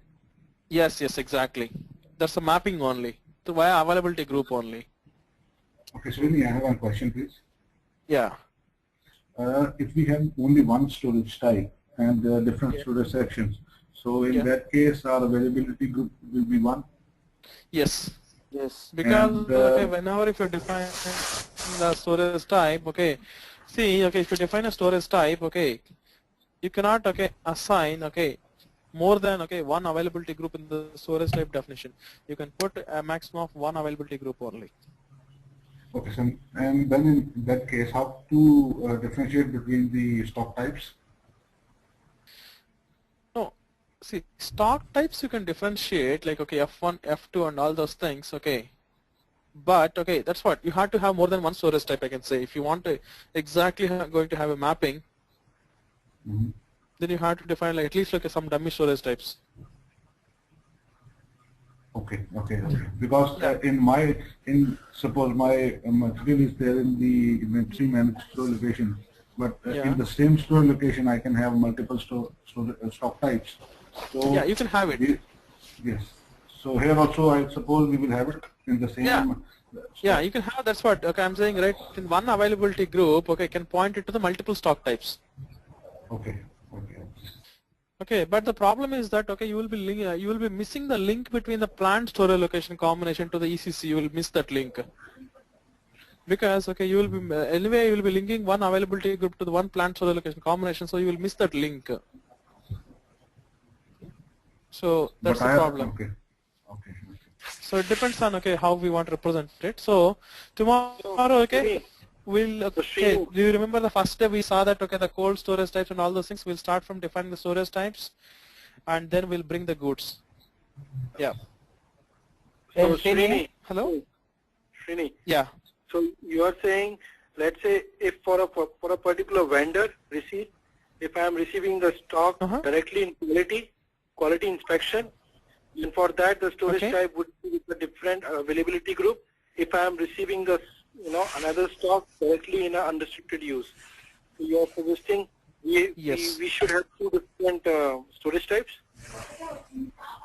Yes. So that means... Yes, I can say that, okay. Storage type in the say, okay, see the storage type I can say is that, okay, I know that, okay, see let's take this example that, okay, you will be receiving it to your 901, okay. So that is what actually the 9010 is the one actually which drives that, okay, what kind of availability group it is going to take it, right? Right. That 9010 will take all types of storage type materials. I mean stock types. Stock types. The reason stock types. Because that is at the door. And when we are going to do the put away, then we can put that the stock type changes because unrestricted use becomes there and it goes inside the bins. Because the stock type... No, I'm confused here. When you try to do the put away, that time you are not deciding the quality of the material. You just putting away into a bin, which is it may be unrestricted. No, let's take this example that, okay, the stock like, okay, came as F1 into the door. And then, okay, now assuming that, okay, there's an inspection document, so that, okay, automatically it converts the stock to the Q1, and once the quality inspection is posted, you post it to your final put away location, so that, okay, it makes the stock type as F2. Unrestricted use, yes. So, is it clear now? Srini, before quality check, we cannot put away before quality check. Yes, exactly. Exactly. Okay. So in that case, the stock, see, that's why. No, sometimes, the quality inspection may take time, so we will put away into the proper present bin, but the stock type will be Q. No, see, that's what. See, that's what. If the inspection document, see, there are two things now. Are you going to, first, okay, see, as soon as the goods come into the, see, there's a difference now. Whenever if the goods come into your system, then when you create an inspection document and then if you move the goods to the inspection documents, inspection place, then you are going to change the stock to the Q1, right? Yeah, the moment. It's not actual. It's actually going to QA location. You can keep it in any storage type, but it is not available for use. That's all. Exactly. That's what I can make that. Okay, only F2 only. Okay, is available for picking. I can make sure that thing. Yeah. See, inspection may take time. I no need to wait for them, for 2 days. I can just put it into the right bin and keep it as it is, but the stock type will be Q. No. It's not available for use. No, that you cannot decide it, right? See, if you are putting directly into the final put away location, how you are going to differentiate that, okay, which one are a good one, okay, which one is bad? See, what will happen is that, okay, the Q1, if you directly put it to the final bin, and if that storage type have a availability group of F2, it will automatically change the stock type to F2. Okay. I mean, here the process is a little complicated than WM. Yes. Yeah, see, that's what I'm telling, right? Okay, you cannot directly put it. Okay, see, that's the storage type is linked to the availability group here. You have to remember always this thing. Okay, so that's what I'll send the one PPT so that you will get a clearer understanding on this thing. I'm sure. Sure. Actually, here we cannot cheat the system. Yeah, exactly. I can say. Just like on our resume? Sorry? So, unlike in our resume, we cannot keep it. Hey, we'll just meet tomorrow then. Yeah. Tomorrow, okay, sorry, tomorrow I will be in travel, okay, the Friday. Okay. Yeah, Friday, Srini, me, Anant will be traveling. Even Friday, even early is also okay with me. Okay, whatever be the time, or even late is also okay with me. If it is okay, that okay. Once you reach the Friday evening, I don't know what time you will be reaching. Yeah, can we make it later, or like late Friday evening, night? Yeah, I can do that thing also. Friday, like okay, around 8 o'clock of Eastern time, or okay, like 9 o'clock of Eastern time. Now it's 8 o'clock Eastern time, right? Can you make it like 10 p.m. EST? I think that may be too late, I think so. Okay, 9, what about 9? Yeah, 9 should be good. Yeah, but, 9 of EST, right? Yeah, EST. Yes, okay, 8 means CST, okay, 8 CST. Yeah, by the time we go home, it will be at least 9:30 Eastern time. Me and otherwise, okay, how about okay Saturday morning? Yeah, Saturday morning is better. You can take little extra time.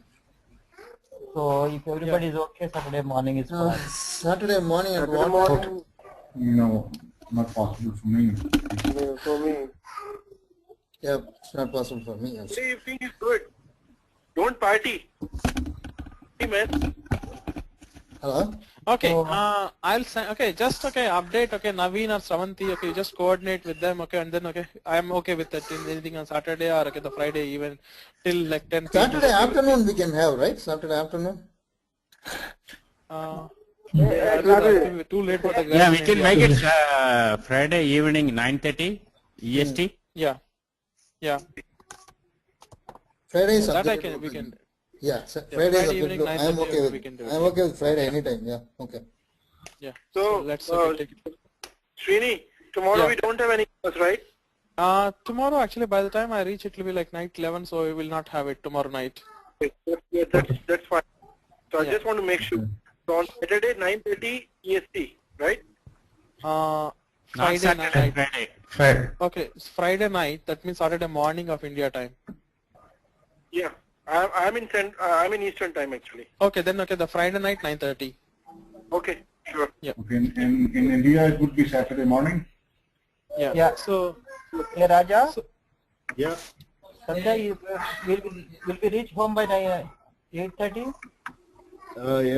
Flight delay kaakpote manam reach No, I think we are okay this time because we are leaving at 5 o'clock here. Yeah. Rep snow undi kada. Yeah. So unte Chicago munde bhayapadtadi. No, that's fine. Okay, we'll just okay send an email and then okay let's see from 9 to 9:30 if possible. Okay, if everybody joins, okay, we'll just go ahead and we'll do it. Otherwise, okay, we can just check. We can check with Sravanti that okay she will update everybody. Okay. Sure. All right. Okay. Yep.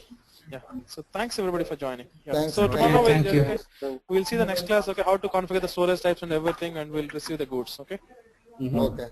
Okay. Okay. So yeah, this initial configuration will take some time. Okay. Otherwise, okay, we can just do everything smoothly.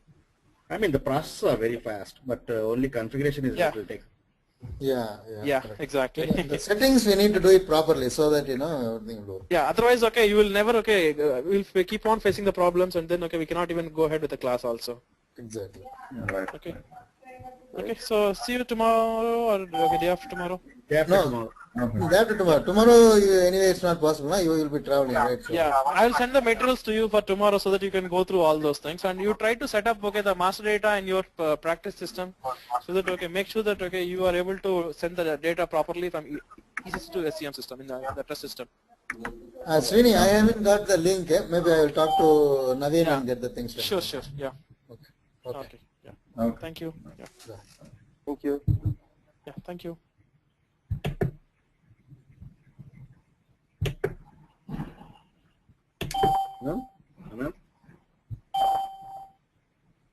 Anant.